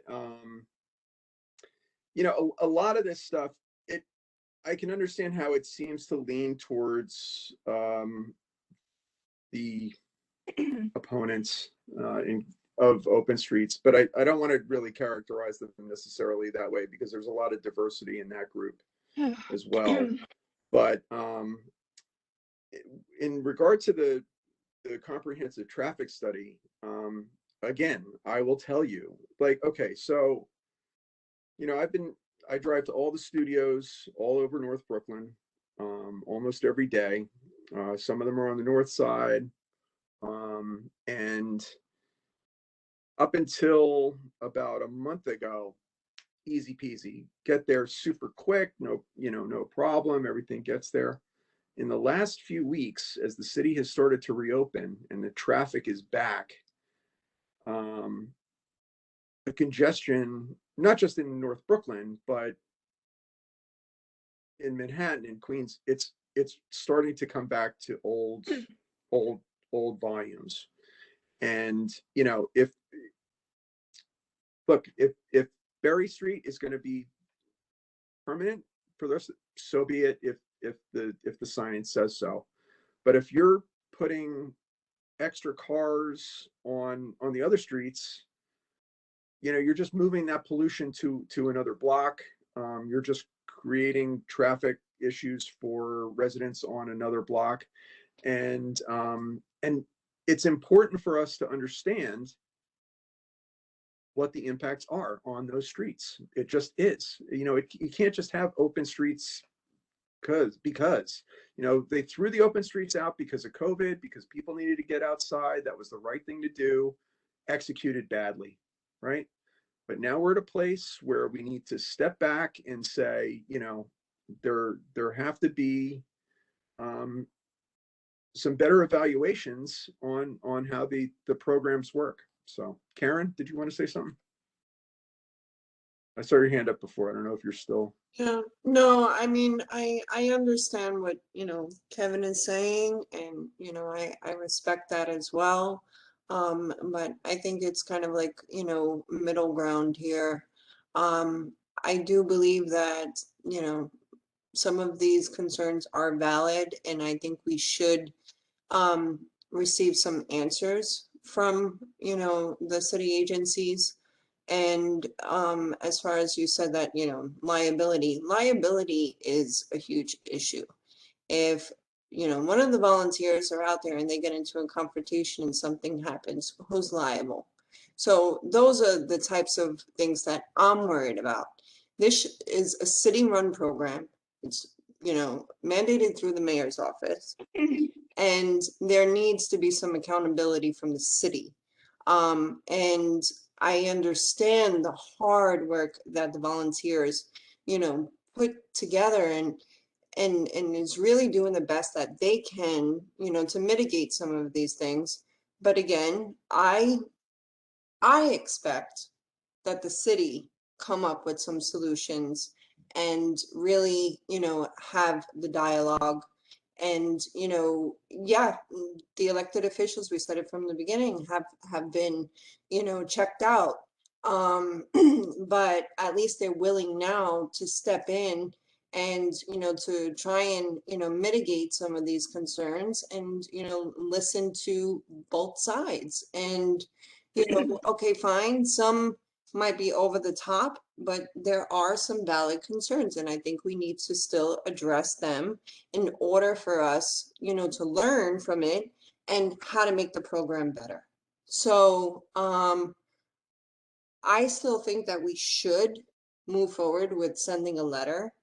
I think maybe, the committee should look at some of these items, and if it's not clear or it needs to be reworded or changed or deleted or added to, I think now is the time to do it. So again, Kevin, I agree with you. The community has worked hard to try and make this work. But I really am concerned about the congestion. And I really do feel, like Eric said, I think we do need to make sure that we're, DOT did commit to that, that they would evaluate, the traffic patterns as, again, last year, everything was shut down. This year is a totally different, situation. So I think we need to monitor that. And if there's things that DOT could do for the traffic congestion, it needs to be their responsibility. And if we don't ask for it now and everything is a mess, then there's going to be complaints later. So let's be proactive about it. It's not to just reevaluate and take away. It's really to be proactive. So let's try and, work together. And again, if there's things that the committee, feels that shouldn't be on this list, then fine, or changed, or let's add to. That's my 2 cents. Thank you. Eric, can I be recognized? Karen, yes, Mary, you're recognized. Okay. I would like to suggest that any kind of vote concerning open streets in this committee be held after we have a full board discussion on bylaws as they concern non-members voting in committee. It is very unclear to a lot of people, myself included, exactly how that vote works. I have heard conflicting reports, and I still haven't seen the actual bylaws, that a majority wins, or that the votes between board members and non-board members have to be separated and then calculated separately. Also, what are the requirements for non-board members to actually vote? Do they have to attend a certain number of meetings? Are they counted in absences like we are, and possibly removed from a committee? All of that is completely unclear when it comes to voting. So my suggestion is that we review and discuss and clarify the bylaws in terms of voting when it comes to non-board members in committee, and how does that vote affect a full board vote when a motion comes to the board from the committee? So I need myself personally, I requested all of those questions to be answered, of the chairwoman. And I brought this to the bylaws committee today, and I also sent a letter to that effect. So that is my suggestion, to hold off on any votes until there's clarification and discussion on this issue. Thank you, Mary. So I have read the bylaws last month because I did want to look at the non-voting members just for what they can and can't do. They have to be recorded separately, but there is no. Now I'm speaking on memory. I'm not reading them right now, but they are appointed by the chair. They have the ability to make motions and to vote. Their votes are recorded separately in the reports to the full board. But aside from that, as far as I understand, and Marie, if you're on the call, I don't think Jerry's here, but I believe that's it. It's fairly open-ended, and I understand why you're asking this, and maybe it is important to clarify this in the bylaws going forward. But as you know well, it takes a committee meeting, a full board review, then another committee meeting, and then a vote. So you're talking about October, before, or November, maybe even before we get a full-throated answer to this question or a revision. And I think that, like Karen said, we have to be proactive. I think the time is now to send this out. There are recommendations. We can send a follow-up letter after we see what the summer looks like. In the fall. There's nothing wrong with that. We can amend our letter. There's no reason why we can't do that. I'm sorry, I have to disagree, because I think that this bylaw is open to too much interpretation and uncertainty, and I don't understand how much weight does my vote have as opposed to somebody who's a non-board member. Why am I a board member if my vote is equal to somebody else's who's a non-board member? I think there are a lot of key questions that have to be answered. And I don't feel comfortable voting unless I know how my vote counts. Mary, with all due respect, the chair of this Kevin, committee has spoken. Kevin, you will go to the top of the chat and you will read the rules of decorum, and you will ask me for recognition before you speak to another member. And members are not. There is no colloquy unless I say so. Sorry. I'll recognize you after. And yes, William. Can I speak? Because I sit on the. Okay, hang on one second. Mary, are you finished? Yes, thank you. Okay, thank you. Okay, William and then Kevin. Okay, I sit on the bylaws committee, and we were trying to schedule a meeting before the June elections, and it never took place.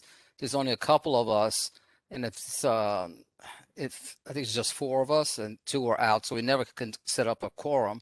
I just don't see this happening in a timely manner. I do agree this is something that should be more thoughtfully reviewed, but I don't see this happening in the near future. So for any decisions we want, I think we have to go forward, whether you're pro or against. But to wait for the bylaws committee to actually meet and then to actually have the discussion to bring it to the full board. And again, the committee members can vote on the committee levels, but when it comes to the combined meeting, the board meetings, there's only board members. So that's one definition I can share with you, Mary. Thank you, Eric. Thanks, William. And I'll just remind folks not to address other board members directly. This is not a conversation. This is a hearing. And you can make your points. No, it's okay. I just, we're going to learn through this and get back to it. But, members only address the issue, not the person, right? So, okay, go ahead, Kevin. My apologies for speaking out of turn. Can we get back to the topic at hand, please? Get back to the agenda. Thanks. It's been a long meeting. Sure. Did you want to, is that it? Okay. So cool. What's in scope for this meeting? Absolutely. Got it. Okay, fine. Okay, so is there any other discussion? Willis, you want to say anything? Thanks, Eric. I'm sorry that I missed the majority of the meeting. But I just real quick, my comments on this kind of, I guess, agree a little bit with where Karen's going about being proactive. And I think, the idea, if we're going to sort of ask for traffic studies, I feel like it should be part of my larger issue is understanding the consideration as to why some of the streets are chosen, and also having a better understanding of what else might be on the table going forward. And so, I think if there's something to sort of add about, how we can work with the city or get a better understanding of what other streets are being currently evaluated, would be, useful in some regard. We shouldn't just be reacting to the fact that they picked, 4 seemingly random streets in the community board, but we should be also encouraging them to consider other streets that may be more valuable in tandem with that.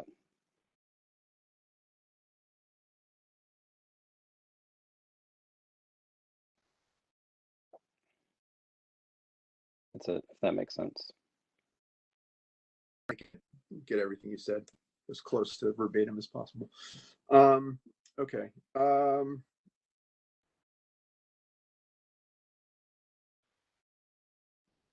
Okay, Karen, your hand's up again. Did you want to say something?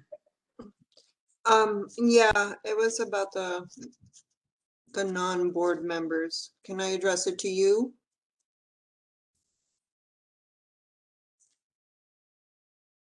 Can I say? Yeah, I mean, I've been on the board. I started as a non-board member on several committees, and my vote always counted, and I was able to make motions. So this has been, since I know on the board, that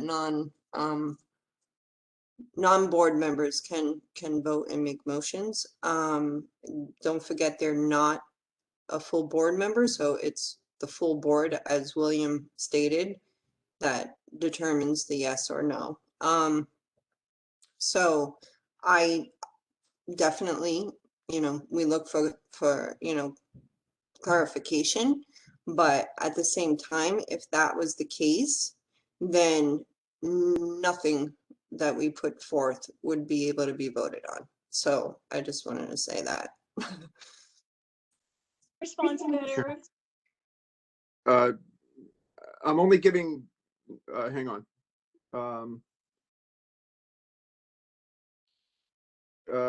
Okay, Mary, when we're, and going forward, we're going to limit the comments on particular items as well.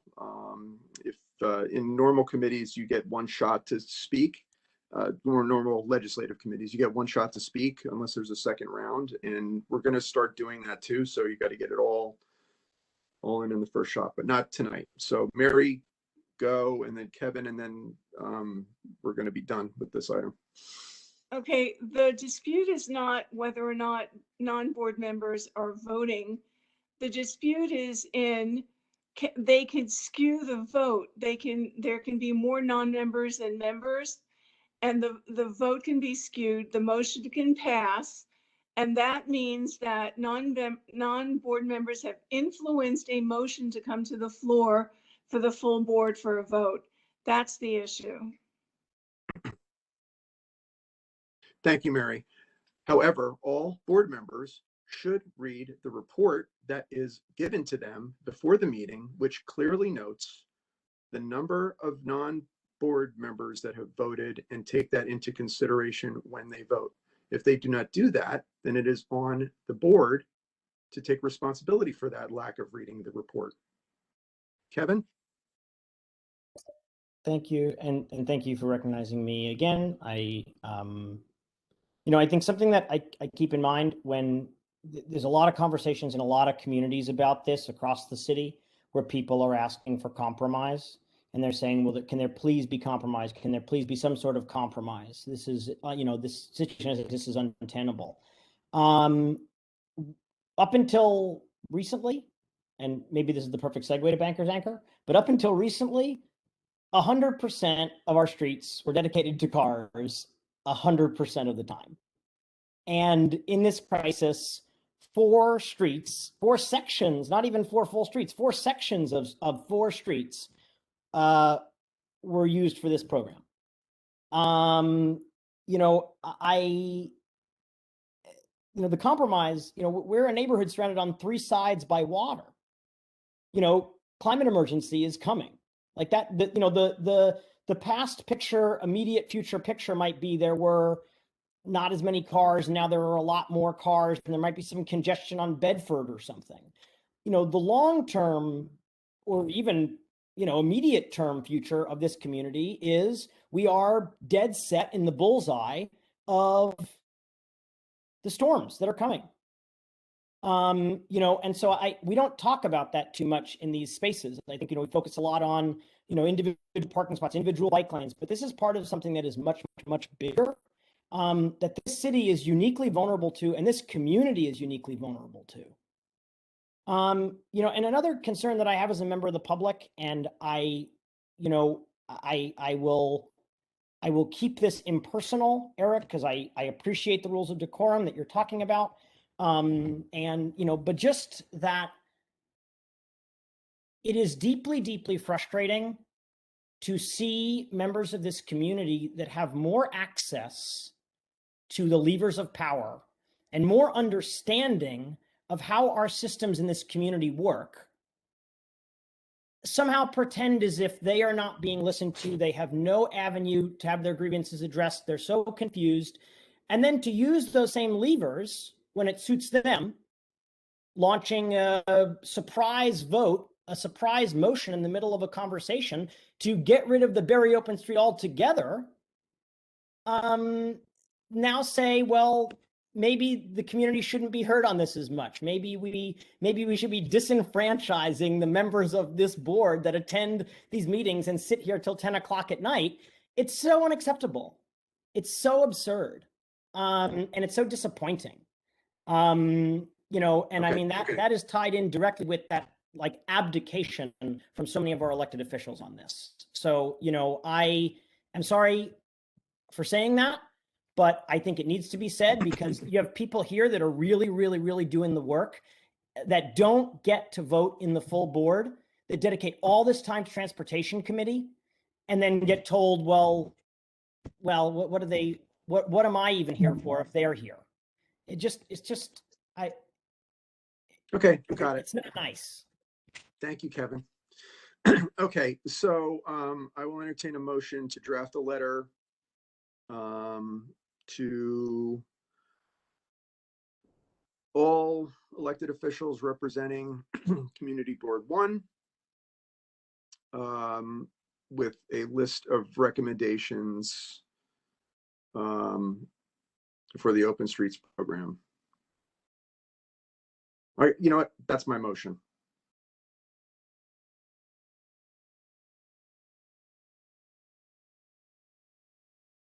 Is there a second? I'm sorry. No Eric, second. Eric, can we clarify? Are we? This is Willis. Are we Okay. making? Yeah, sure. Are we making So the we're not- recommendations now, or are we? No. Or the questions or simply whatever voting. it is? No, we're simply voting on sending a letter. The bullet points that I put in the chat are a framework, but I will take more furtive comments over the next few days and craft that letter and send it back to the board, to the committee, because the board's going to vote on sending a letter, right? But the committee wants to be happy that, the letter says the most important salient points. So I'll send that back to everybody on Monday, but then the letter will, you know what? It doesn't even have to be for the full board meeting, because if I'm writing the letter, then we can just tell the board that we voted to draft a letter to the electeds and the agencies with recommendations, and then the letter can actually happen after the full board meeting sometime in the next. But I'll have it drafted, obviously, to circulate to the committee, and then we can take additional comments from the full board. So it's strictly a motion to send a list of recommendations to the electeds and agencies with recommendations on open streets going forward. Eric, sorry, can I ask you a question? It's Bronwyn. Yeah, sure. Yep. Hi. So, what would the method be for workshopping the contents of this letter if we're not voting on the content of the letter now? We could just do it by email chain. Just through the committee members? Yes. Back and forth? Yes. And if there's disagreement about what should be included in the content of that letter, which there will be, I suspect. Well,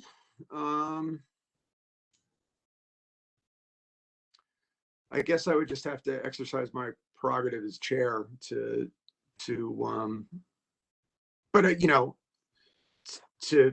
put whatever the final list is in there. But I think everybody knows me by now that I'm pretty fair about hearing everybody and weighing even stuff I don't necessarily support, because I don't know everything. So I guess that would be the way it would work. I mean, if we just said Eric, I'm going to just interject here. Please, Marie, thank you.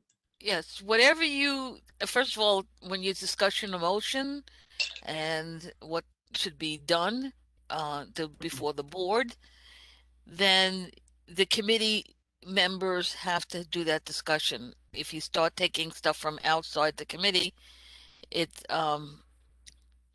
doesn't work. Okay, Yeah. All right. thanks. So, and the other thing is you really do need to have something constructive to bring to the board to have them vote, unless you just vote on a concept and then you have to go back to the board with that whatever is developed and to put into that letter. But you do have to have something in place to present to the board. They're not going to rubber stamp something that's Right. just not specific. Right. So,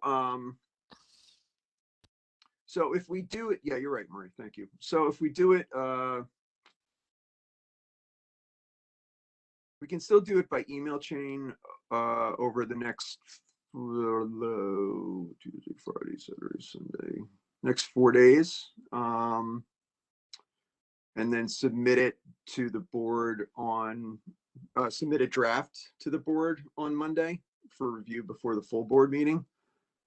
Marie? All right, shut Or off does my it have- mic. What was the question? All right, so if we vote to draft a letter to the agencies, and then we fine tune the recommendations before the full board meeting, as long as the board has it by Monday, it's in order. Yes. It sounds correct. Yeah. All right. I mean, you're hashing out the points at this time, so that Right. goes into the record. The other thing that I just want to bring up is if there are people who feel that they don't agree with it, they can always do a minority report. If it's Right. that Okay. strong, sometimes people just Sure. vote. They'll vote for or against the motion, and that's what goes before the board. And if they feel that strongly they want to write a minority report, they could do that too.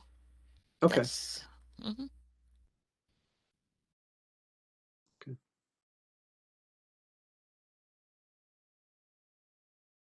Okay. So Eric, anybody? Oh, Katie, I'm sorry. Let me do Katie. She's been waiting, and then we'll go to Bronwyn. Anybody else? Okay. Katie, then Bronwyn. Sure. So, there's just been, I mentioned this in the comments, but like the Open Streets Community Coalition has sent several letters with recommendations about the future of the program. So I think that those would be worth sharing for consideration in these recommendations. Eric, there was also the Women's Committee meeting, at the end of which there seemed to be consensus to have the community board create a dialogue, perhaps in an open air setting, at which I assume, conversations about the future of the program could take place. That could be new information. There's also all of the surveys that have been done, and a lot of data that could inform recommendations. So, I hope that beyond sort of like the comments in the community board, in which it does seem to be a little bit siloed in the recommendations that you kind of threw out there before, that there is the wider pool of dialogue that has taken place and seems to be about to take place, for consideration, so that it is holistic. And again, we're still waiting to hear from DOT about exactly how the resource allocation will be laid out, as well.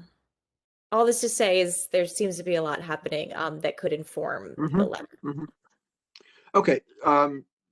That's a good point, Katie. And thank you for reminding me about the Women's Committee issue. I totally forgot to throw in an update on that. But let me just do a quick bit on that right now. So Jan Peterson, chair of Women's Committee, invited me and some other folks to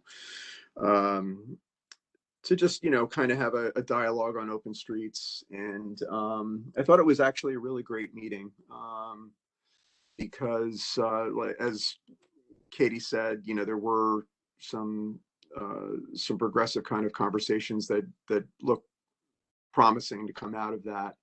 I was actually happy that Janet took it up, because she was responding to my rant that people are going to get hurt badly a couple months ago if other board members don't step in and try to help out with this. So give a shout out to Jan, and thanks again, Katie, for bringing that up. Before I recognize Bronwyn, maybe based on what Katie just said, maybe it's rather than decide on these points, which we could talk about forever in agreement, why don't we just do, what does the committee who's left think about the idea of sending a letter to the elected officials without recommendations, but that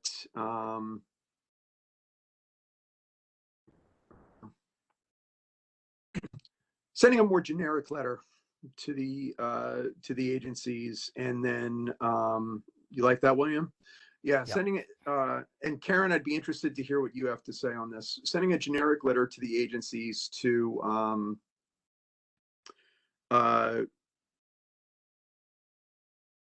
let's say to impanel a working group to assess best practices for open streets. Oh, look at this. Look at the good we do. Okay, cool. All right, so I withdraw my motion that nobody seconded anyway.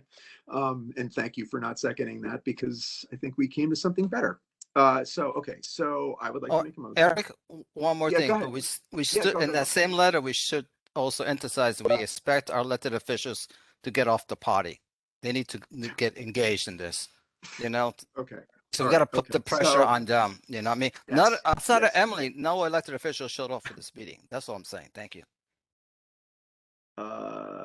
Yes, but their representatives were, oh no, Christine and Emil were here. They were elected. Well, this district is not, elected Okay. No, I know. an office, Technically. No, we cannot let them off the hook. That's all. Right. So, and this letter will go to them as well, the district leaders. So, okay. So I withdraw my motion and propose a new motion that the board send a letter to all elected officials representing Community Board 1 and NYPD, I'm sorry, DOT, NYPD, FDNY, and DSNY to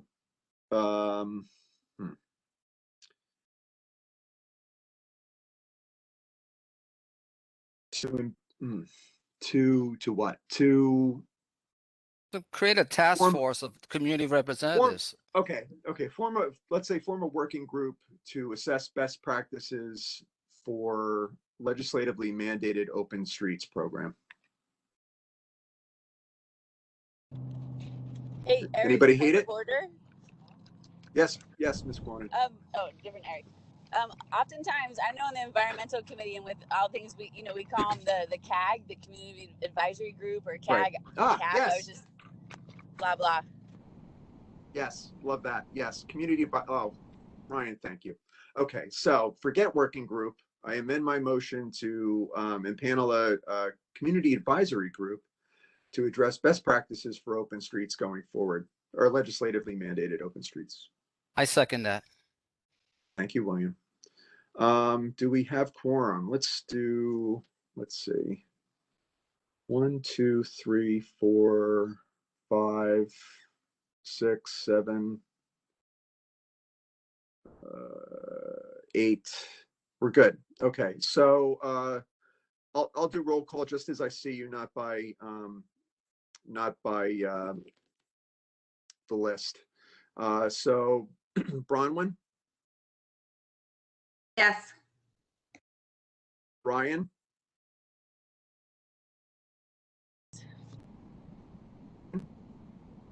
Yes. William? Yes. Paul? Yes. Phyllis? Yes. Harry? I'm a no. And I vote yes. I think, are there any board members or committee members that have not voted? I don't see anyone. This is Anybody on the Kevin. phone? This is Kevin. I'm sorry, Yes. Kevin. I'm sorry, Kevin. Yes. Okay. Thank you. Sorry about that. Okay. Motion passes. Did you get Karen? Karen is not seated at the moment. It's part of that little borough president glitch, unfortunately. Unfortunately. Oh, yeah. So, but she's with us in spirit, in her person. Okay. So, okay.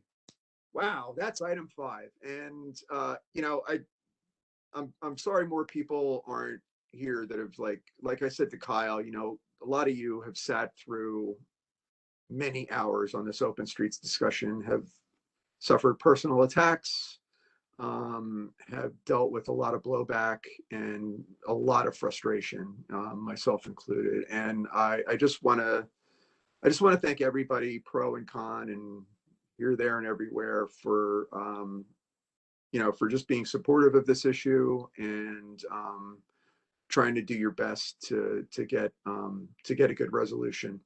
You know, we tried. I think we did some good. I hope we did, and you know, we'll see how it goes. But I really want to thank the committee for doing the hard work. And with that, we will go to Banker's Anchor. Kevin LaCherry, you are recognized. I think somebody raised their hand, Eric. Oh, I'm sorry, what? Is that Karen? You want to say something? Yeah, I just, yeah, I'm wanting to thank the committee.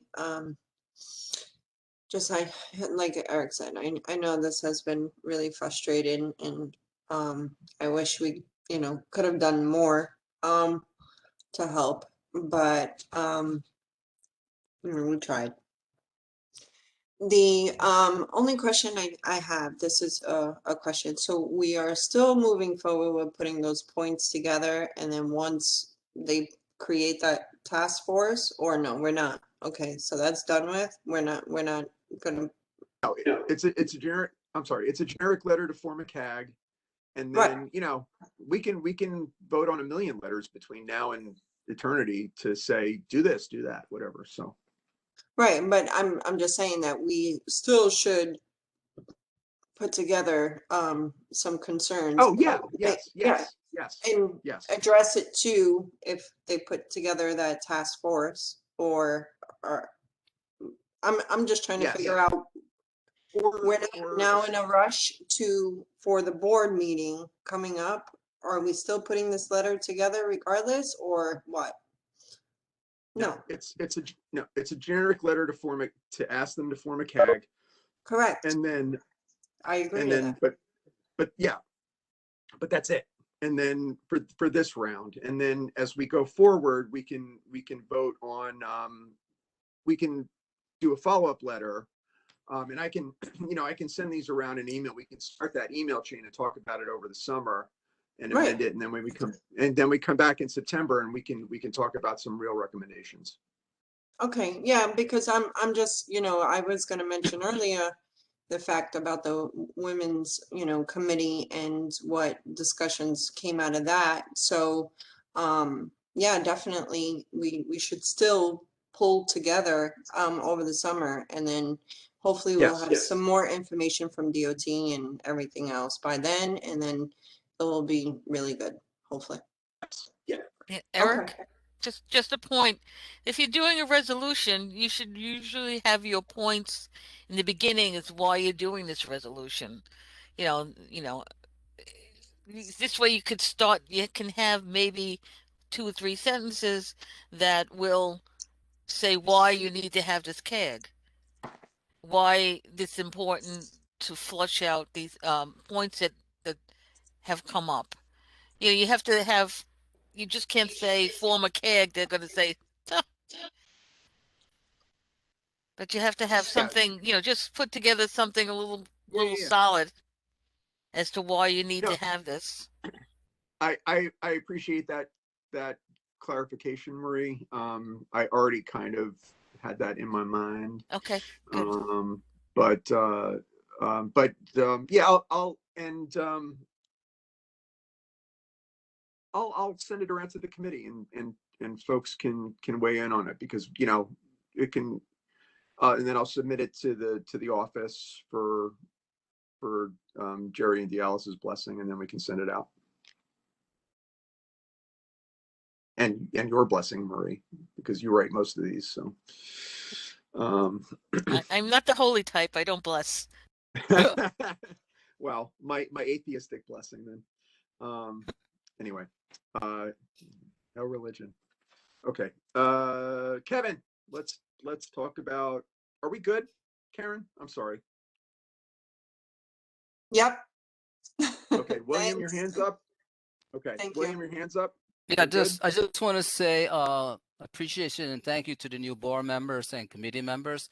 And if we didn't have committee members, most of the time we wouldn't be able to have a quorum and we couldn't Thank you. voice our opinion to the board. So again, I want to say thank you to all the board members and a special big thank you to the committee members, because we really appreciate you. We couldn't get the work done that we are all doing without your help and your attendance, most important.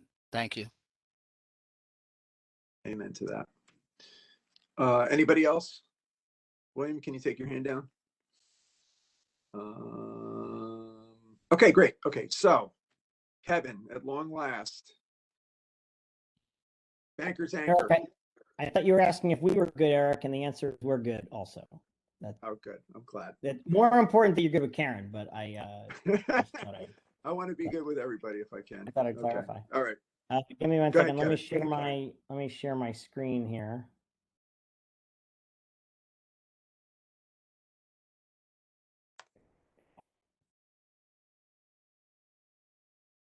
Let me just mute. Can I mute? Maria, I can't mute with the presentation up. Can you just mute me?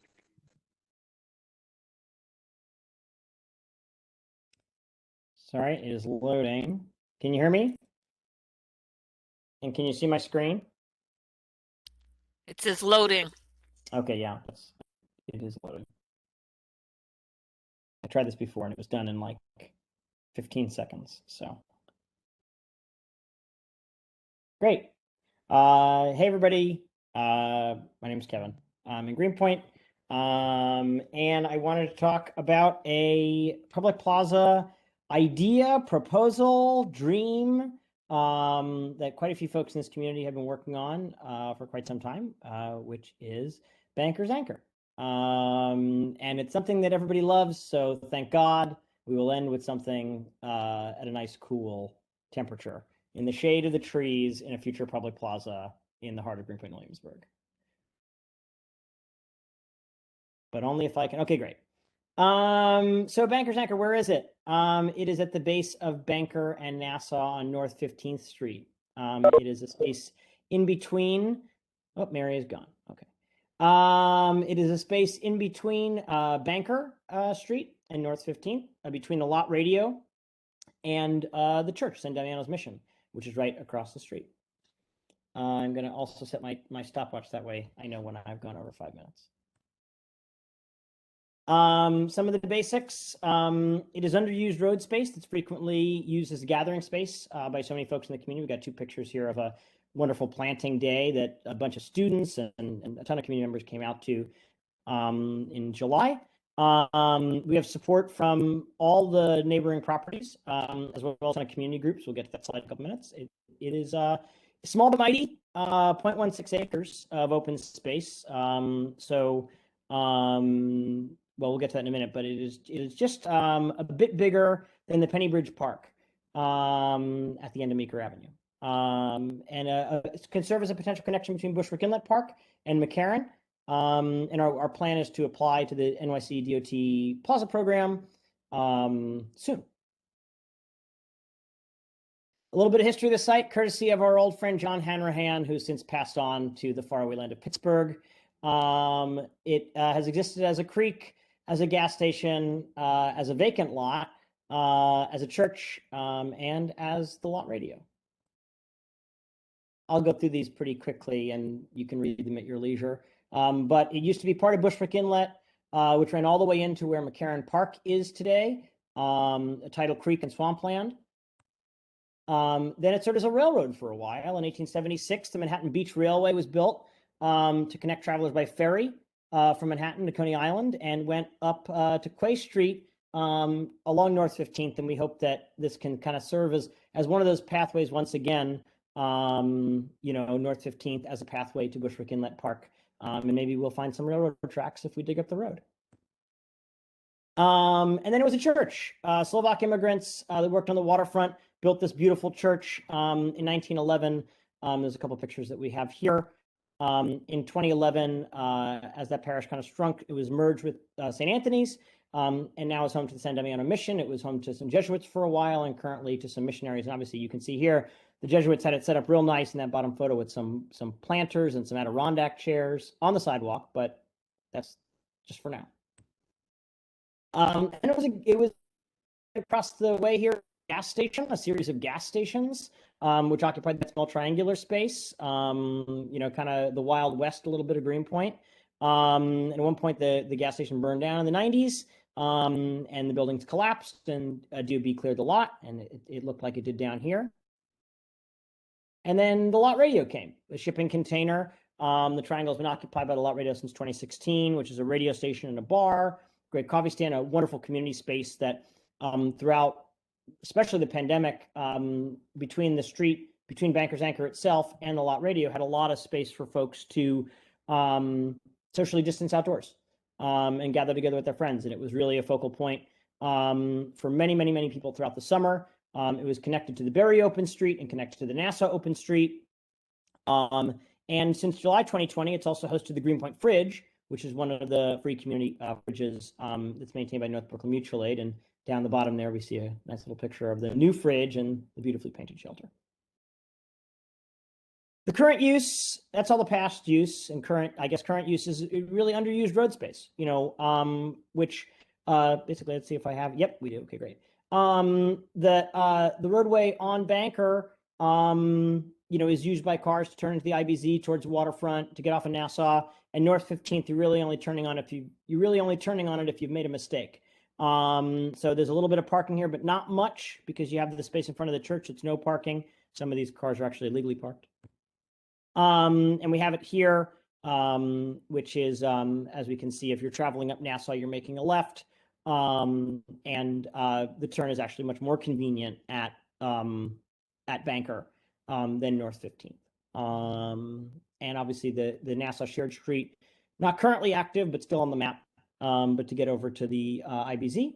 So that's the vehicle traffic flow. There's no change to any vehicle or truck traffic in the creation of this plaza.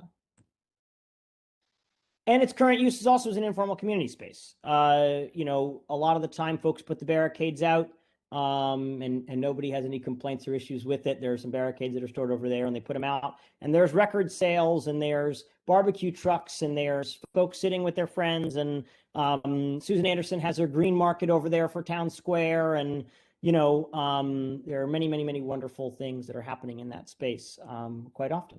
And the support of a small business alongside, with a lot radio. Oops, sorry. It's lagging on me a little bit. Sorry. Oop. Nope, too far. We have the support of all three major properties that are in the area, which is the lot radio, most importantly, perhaps, which has asked to be a maintenance partner for the space in concert with the North Brooklyn Parks Alliance. We have the missionary group, the Catholic missionary group, which is Shalom Catholic Missions, which were deeply thrilled about activating the space. And then the new Vital Climbing Gym, which is a 24/7 climbing gym, which has just come to the community, that just installed some wonderful bike racks, and it seems to be packed all the time. That's just a few of the community supporters: Friends of Bushwick Inlet Park, North Brooklyn Parks Alliance, North Brooklyn Neighbors, North Brooklyn Mutual Aid, North Brooklyn Stewards, and the Greenpoint Fridge, the NBKTA, the Transportation Alternatives Volunteer Activist Committee for North Brooklyn, as well as the North Brooklyn Open Streets Community Coalition. We've also had conversations with Evergreen and with some members of this committee. And this could really serve as kind of a series of stepping stones over to the future Bushwick Inlet Park, 27 acres of open space he's still fighting for all these years later. You know, McCarran Park, certainly our largest and one of our most beloved parks. And this is right there, right along next to it, Banker's Anchor. And then not far from that, the Acme development was just approved. And that open space that we've kind of scratched out here is the open space that they have promised. And then Bushwick in the Park. So really, if you're thinking also about the larger kind of connectivity of the neighborhood, this also runs right up with the Berry Street and NASA Open Street, right into Greenpoint, all the way down to the Williamsburg Bridge. So it really would serve as a wonderful space for the community to gather. And obviously, we know that this has been done elsewhere in the community. The DOT has done it. There's over 70 pedestrian plazas throughout the 5 boroughs. But the plaza at Bedford and Lorimer, this would be 4 times bigger than that, but that's the 5 Leaves Plaza there. There's also the Putnam Triangle, which was basically kind of this exact kind of layout. But this is these are just 2 examples. And that's it. If anybody has any questions, I'm happy to answer them. Yes. Oh, let me get out of my. Let me stop so that nobody's looking at this. Thanks, Kevin.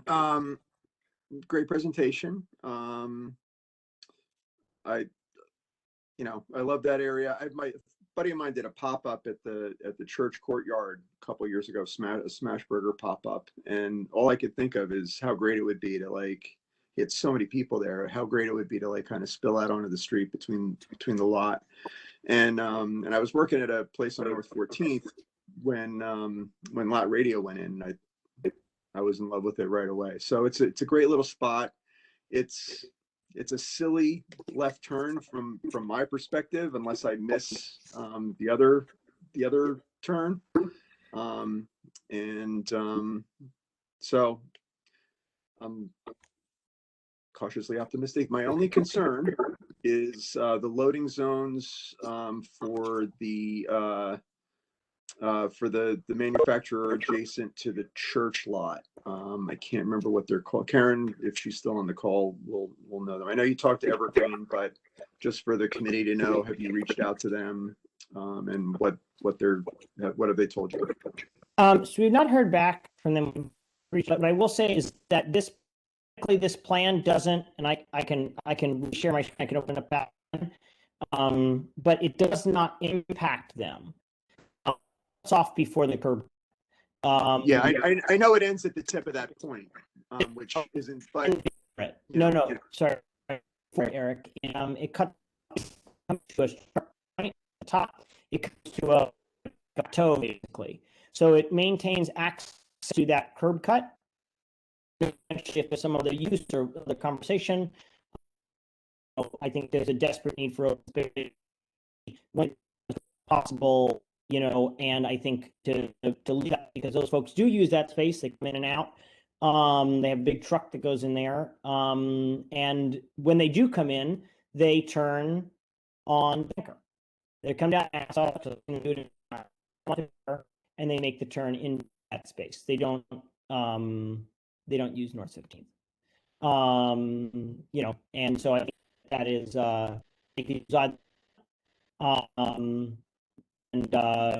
this proposal accounts for that by basically flattening the top. And I think also important to note, which is that the IBZ is here, similar to what NCA is talking about with Gateway to Greenpoint. So many projects like in, working Greenpoint on the working waterfront.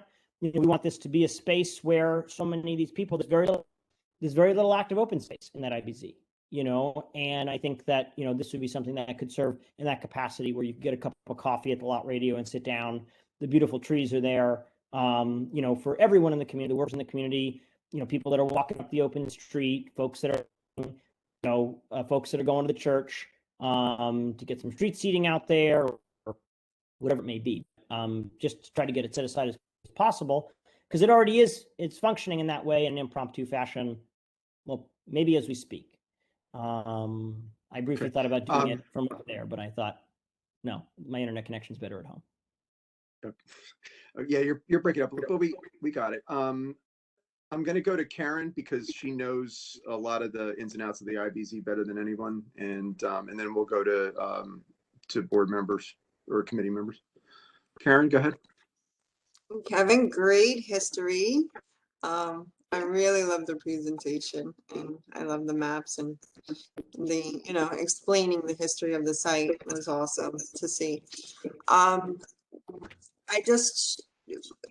I spoke with Kevin regarding, you know, the company that they have to back into, and it seems like it shouldn't be an issue. Kevin and I spoke about this is separate, but it is an issue. On Berry Street, if we're gonna, you know, if this is the case, then we need to make sure that we remove parking on Berry Street. Actually, I don't think there's supposed to be parking in that section, but now trucks are getting stuck and cars are getting sideswiped when they're making the turn onto Banker. So I think we need to make sure that there's no parking. I know it was like going back when I asked DOT, initially I was turned down because I wanted more spots than what they would give me. Because at the time the school teachers, even though they have a parking lot, there was teachers that used to park on Berry from Automotive High School. So I would just ask, you know, that maybe we have DOT take a look and remove parking where we need to remove parking for truck turning access. That's all I wanted to mention. But great presentation, and yeah, definitely it's awesome. Great, thanks, Karen. Any committee members? Kevin, can you mute? Thanks, Paul. Yeah, just wanna add great presentation, great idea. It'd be fantastic to see this happen, and would be great to have more of this in our neighborhood too. Great. Willis?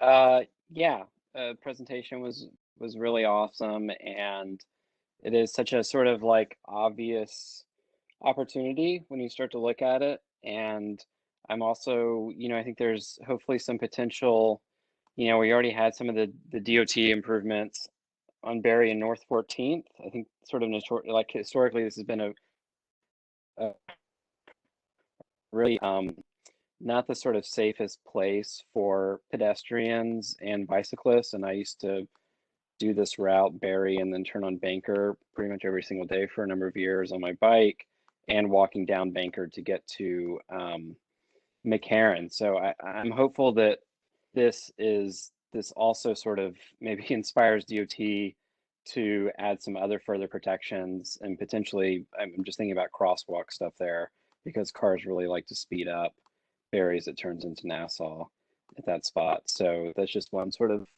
hope that I have that this might further bring along, because it really is, it's such an interesting thing when you look at the map and there's like all this, you know, McCarran Park, but then like the backside of McCarran and the high school, you know, has just been really kind of overlooked. And I think the way that this is framed is an extension of McCarran and a sort of connection to Bushwick Park, which we know the Motiva site's gonna be in like 2 years or something like that. So it's not like, you know, it's like we're waiting for the full park to be built. Like Bushwick Inlet is accessible very, very soon, and with the Acme project under construction, this timing is really great. So thanks to Kevin and everybody else who's been working on this.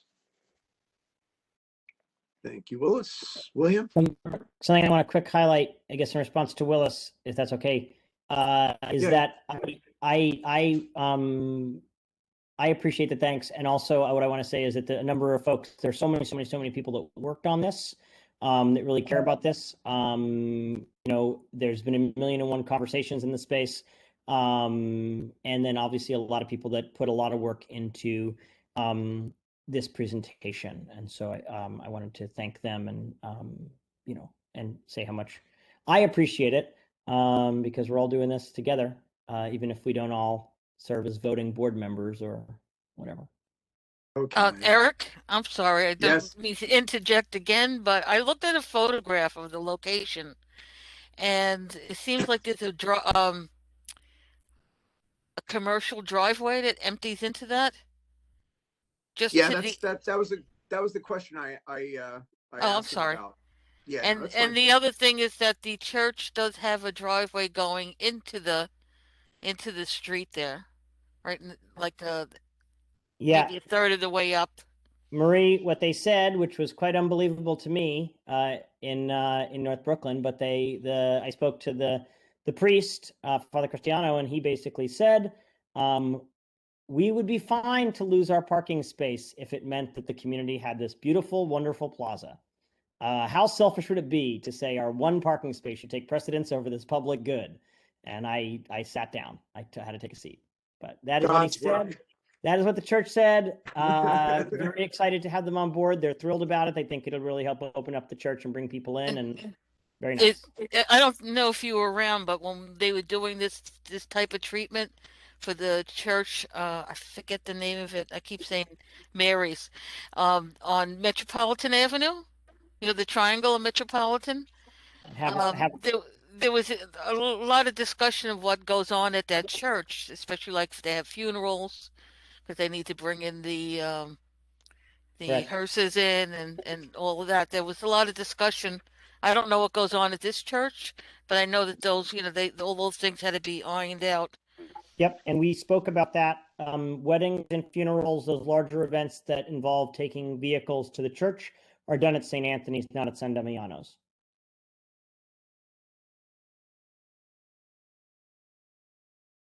For that.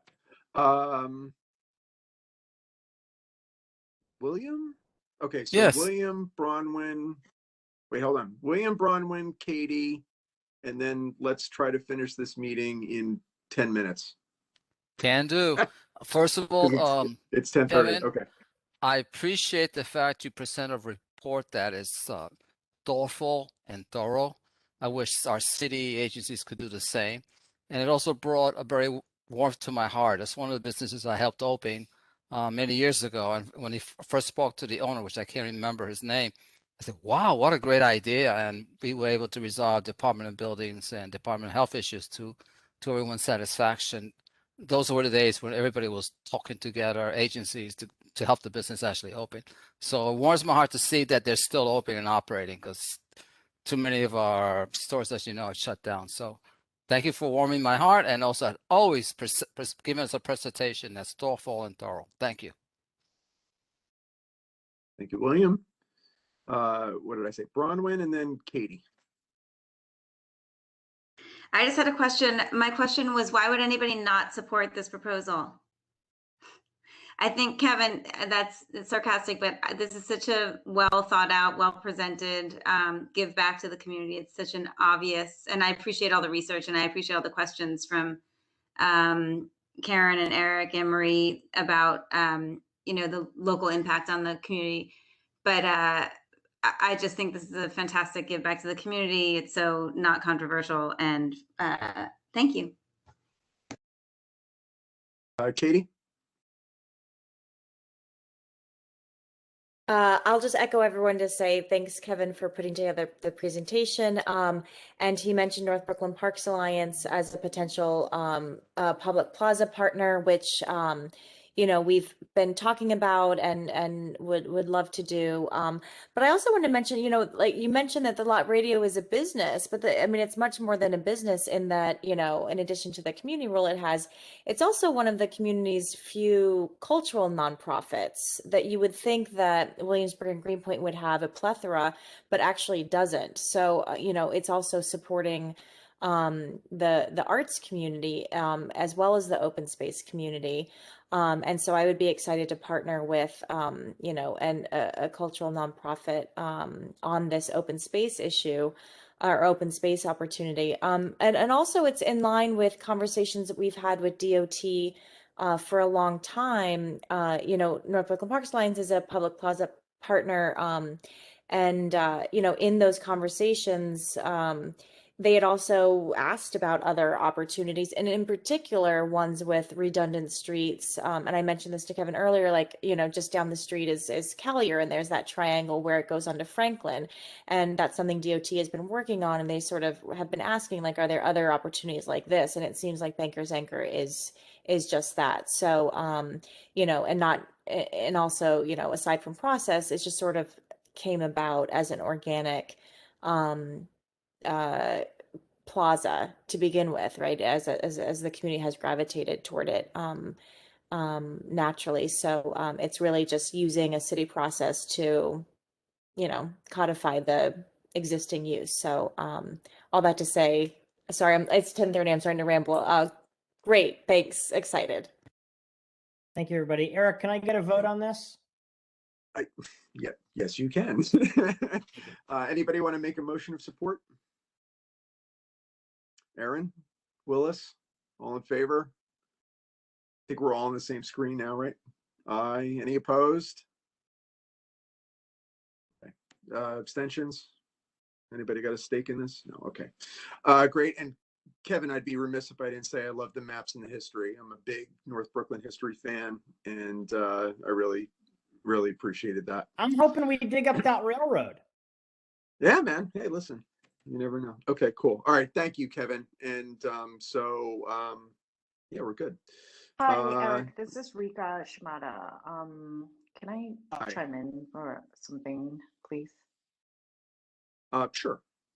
Sorry, this is my first time logging on to this meeting, and I'm like a public person. I just wasn't aware that there was no public question situation at the end of the whole meeting. So I've just been sitting throughout this whole meeting. And was kind of hoping there was something where it was open for the public to Okay, yeah, sorry, I'm sorry about that. Usually, well, it's 10:30 and usually this goes a little long, but that's my fault for not recognizing public for comment. But I'm happy you did, and I hope I have on other items, but anyway, I'm sorry, Rika, go ahead and finish your comment. And can I get the spelling of your last name, please? Yes, it's Shimada. Got it. Okay. Unfortunately, it has nothing to do with any of the topics you guys talked about tonight. So I don't know if this is even the platform for me to be chiming in and asking okay. about. Hold it. If that's the case, then hold it for new business. Okay. Okay. Okay, great. Thank you. Which is coming up in 2 minutes with any luck. Okay, so lot radio. Banker's Anchor item is closed. Thank you again, Kevin, and your team of dutiful PowerPoint presenters, and did all the legwork and talking to all these people. Really great. Really great thing. Okay, so sorry. Item 7 is just kind of a housekeeping issue. So Karen and I have talked about this a million times. I know other board members have talked about this as well. Item 7 is outstanding issues for fall transportation committee agenda. And so what I'd like to do is create a working group of folks that can dig through old committee reports going, Aaron, I forget how far we said we'd go back, but at least to the North Brooklyn Transportation Study publication, and just kind of go through the North Brooklyn Transportation Study, and go through other old items that we've sent letters on. We'll have to work with the board office on this a little bit. There's a sense among some of the committee members that there's stuff that's just kind of, well, not just because of COVID, just because of city bureaucracy that kind of have been thrown at the wayside and really need to be addressed, because they're not getting the complaints or the attention or the follow-up. So over the summer, just want to create a working group. So we don't have to decide on it now. I'll email the committee And anybody that wants to volunteer can just email me directly, and copy the board office, of course, and we'll start getting into a process of going through old committee reports and looking at old letters that haven't been addressed, like items that we've sent to DOT or NYPD or whatever that we need fixes on. And we'll start taking those up in the fall. Not all in one chunk, obviously, because it's probably quite a few items and they're probably going to take a bit of discussion. But we really need to, now that we're coming out of COVID, we need to like focus on stuff that has gotten left behind now for more than a year or 2 years. So, Karen, I don't know if you want to. Are you still here? Do you want to say anything about that? Yeah, I just want to add to that. Really, also what I was in my mind, out of the North Brooklyn transportation study, I feel like DOT study really fell flat, and the community identified so many other intersections and so many other troubled areas that did not get addressed in that study. So I was thinking of going through the DOT portal and identifying some of what the community had pointed out, and for us to do a comparison from what the study gave us and what measures took place versus what some of those other troubled areas of concern were, and on top of what like Eric was saying, and then identify and come up with a list of intersections. I just feel like right now is the time that we should be really focused on the safety, and actually Transportation Alternatives has tons of data as well that maybe we could ask them too. They did a lot of work, but really to kind of identify additional sections or areas within the community of concern for infrastructure or open space or whatever that we deserve. But I really feel that DOT study fell short and we didn't really get enough out of it. So I think we should go back to kind of the drawing board and come up with and identify as a community. And yeah, and go through like letters and stuff. And I have tons of, reports that I still have. So I know it's a lot of work, but I think it's important, and I think we should, start focusing now. Thanks. Thank you, Karen. Any other comment? Okay. Ms. Bowler, you have your hand up. Is that on this item? Or is that old? Okay. Sorry. Okay, great. No, you're good. Okay, so again, I'll be sending around an email. Anybody that wants to volunteer up front, go ahead and shoot me an email saying, I want to do this extensive work. And we will get to it over the summer. 8, old business. Any old business? Committee, Mr. Lachera. Go ahead, Kev. I just want to say also, Karen, I'd be eager to, I mean, there's a lot of folks, Karen, I think even off the committee that would be eager to dig into some of that have been talking a lot about intersections and like just spaces we were just talking about. There's spaces on Nassau where it's unbelievable that there's no 4-way stop. And as we're looking at these larger, massive shifts that are going to be happening on Meeker and McGinnis, I do think that we should be thinking about, I mean, Measure All is used as a cut through for trucks. It's been used as a cut through for trucks forever, Guinness Boulevard. do I think that a total redesign of McGinnis would lead to trucks here backed up all day, every day? No. But I do think that we should be thinking about some of these more vulnerable spaces like Kingsland and Nassau, and the list goes on and on and on. But Meserole. So I'd be eager to work on that, Karen. I know a lot of other folks would as well. Is Karen? Oh yeah, Karen Schlatter. Yeah, briefly, I guess new business or old business. The was killed. There was a tweet today from my one in Riders for Rights, which was the group that she was asking about the 90-day required study, the safety inspection of the intersection where she was killed. And basically DOT's response was, you may request the results of the inspection by submitting a FOIL request online, which is so totally unacceptable. And I would have liked to have addressed it, obviously, when Rhonda was here, because obviously, they have,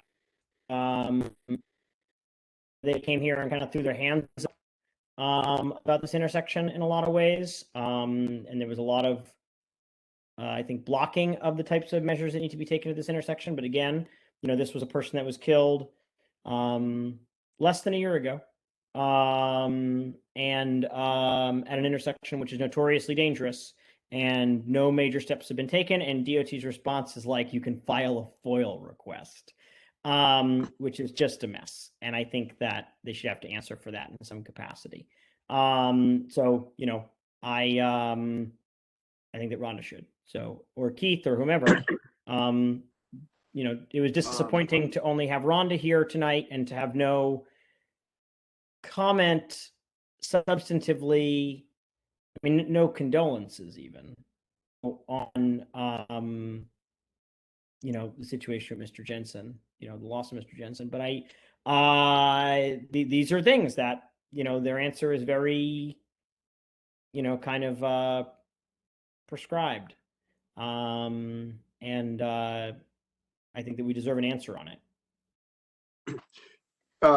Thanks for that, Kevin. I'm sorry No, that's okay, Eric. You have a lot going brought on. up in the 5 hours that we've been sitting here. But I did have a conversation with Rhonda about it, and she's gonna try to get some info on it.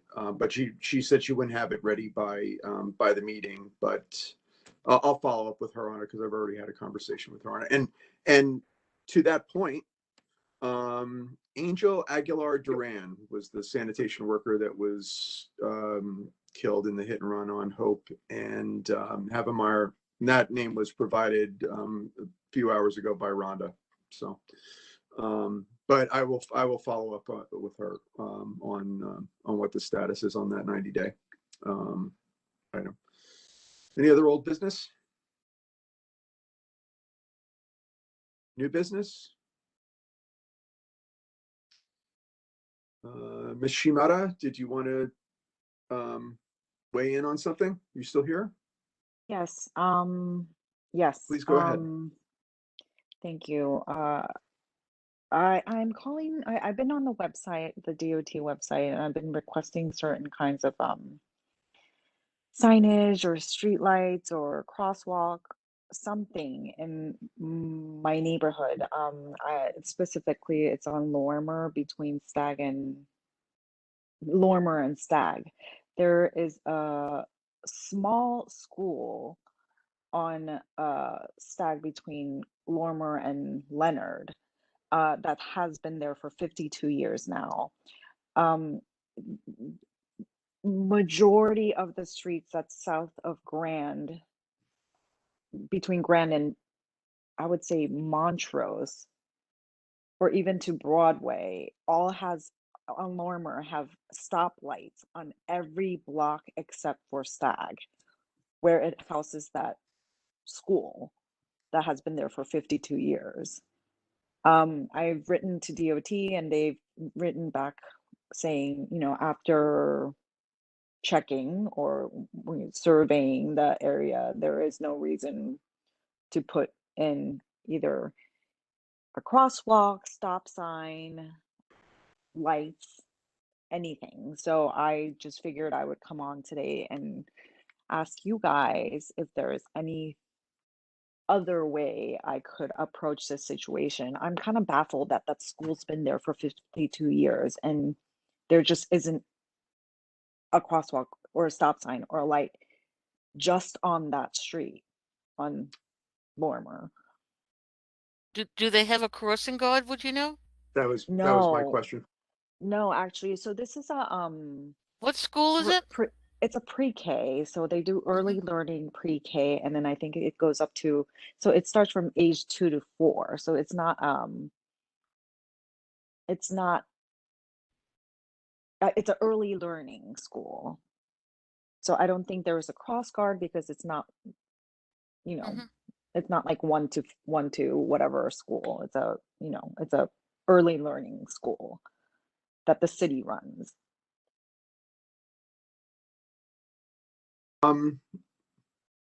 Well, okay. Thank you for bringing that up. So the if they're telling you that they can't do anything, it's because they go by this horrible federal warrant standard for pedestrian and vehicle traffic that I think is universally hated on the transportation committee and the community in general.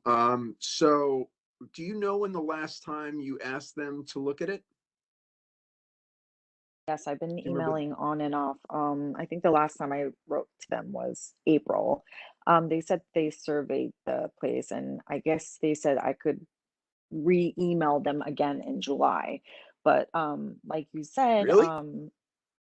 because the case would close or something, they said, you Right. know, and then it'll, you know, they're gonna be able to re-survey the place in July, is what they told me. Right. So Yeah.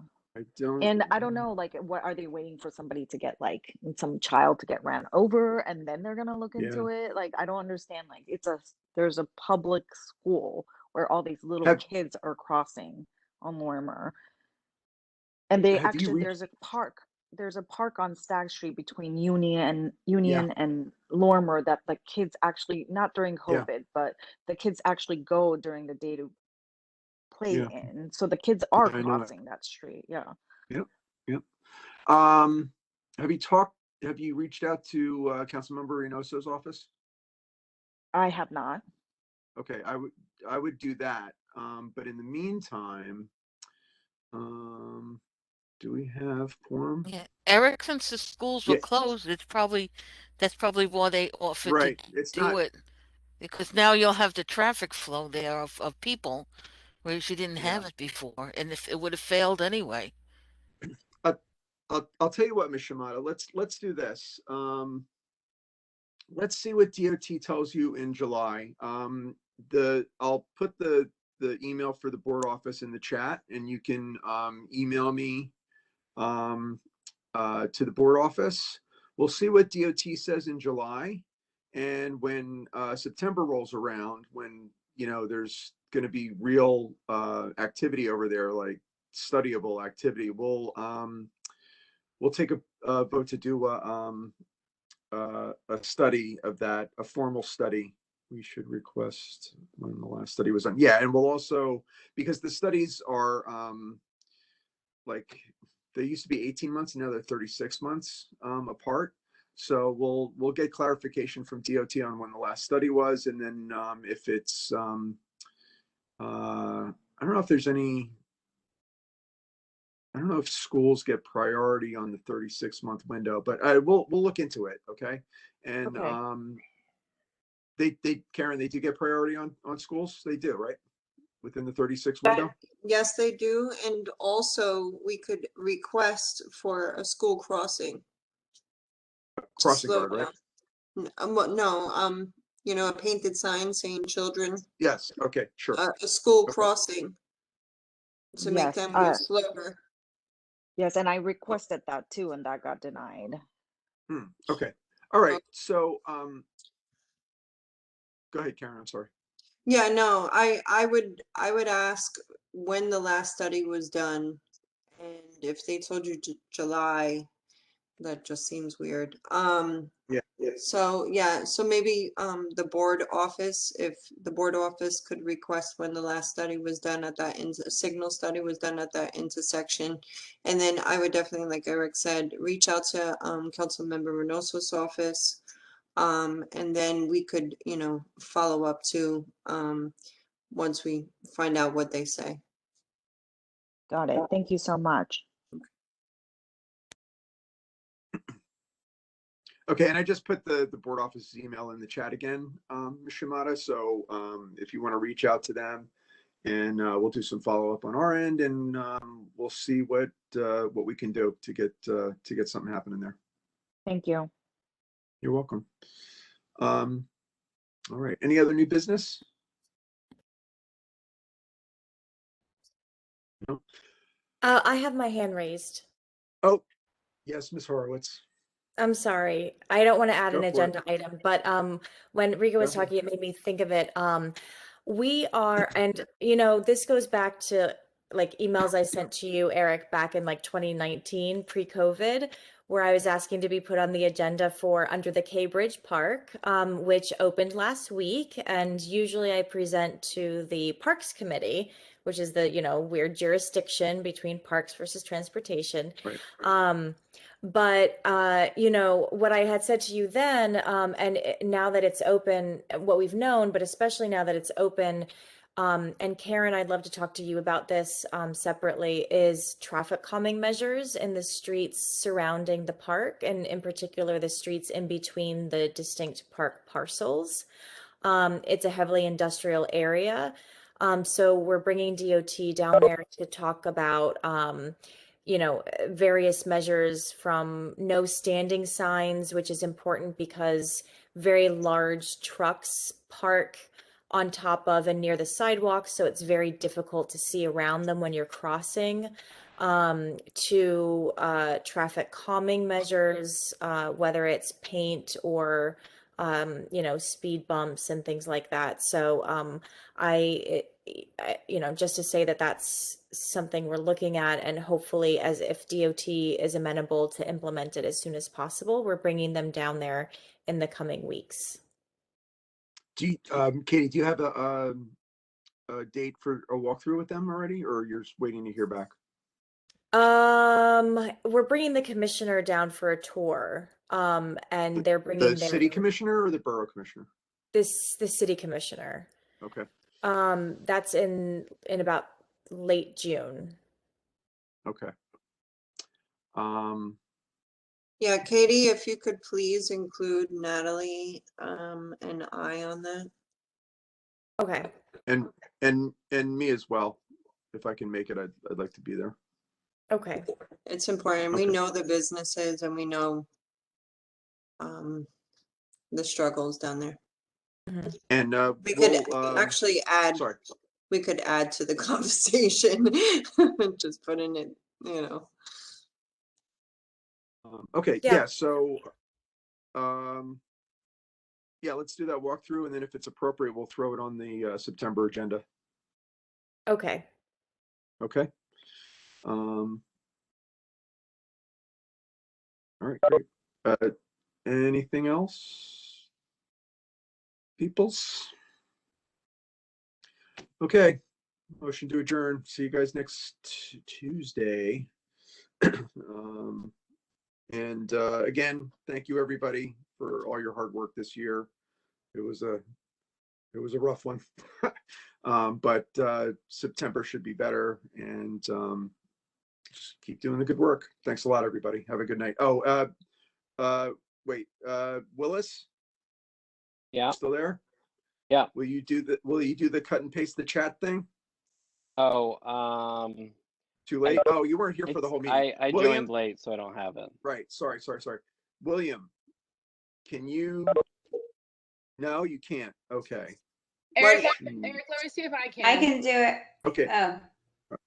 I'll take multiples because they're not all. Because honestly, they're not always. You know. What do you need? I just copy the contents of the chat box, just cut select and all. copy it into an email. I just did it. I can send it to you if that's helpful. Okay, yeah, just go into the general chat, select all, cut and paste, send it to me. Okay. As I keep doing this on my iPad, forgetting that I can't do it at the end of the meeting. So, And hopefully my situation will be resolved very, very soon. yes, we need you. Craziness. Truly. Truly.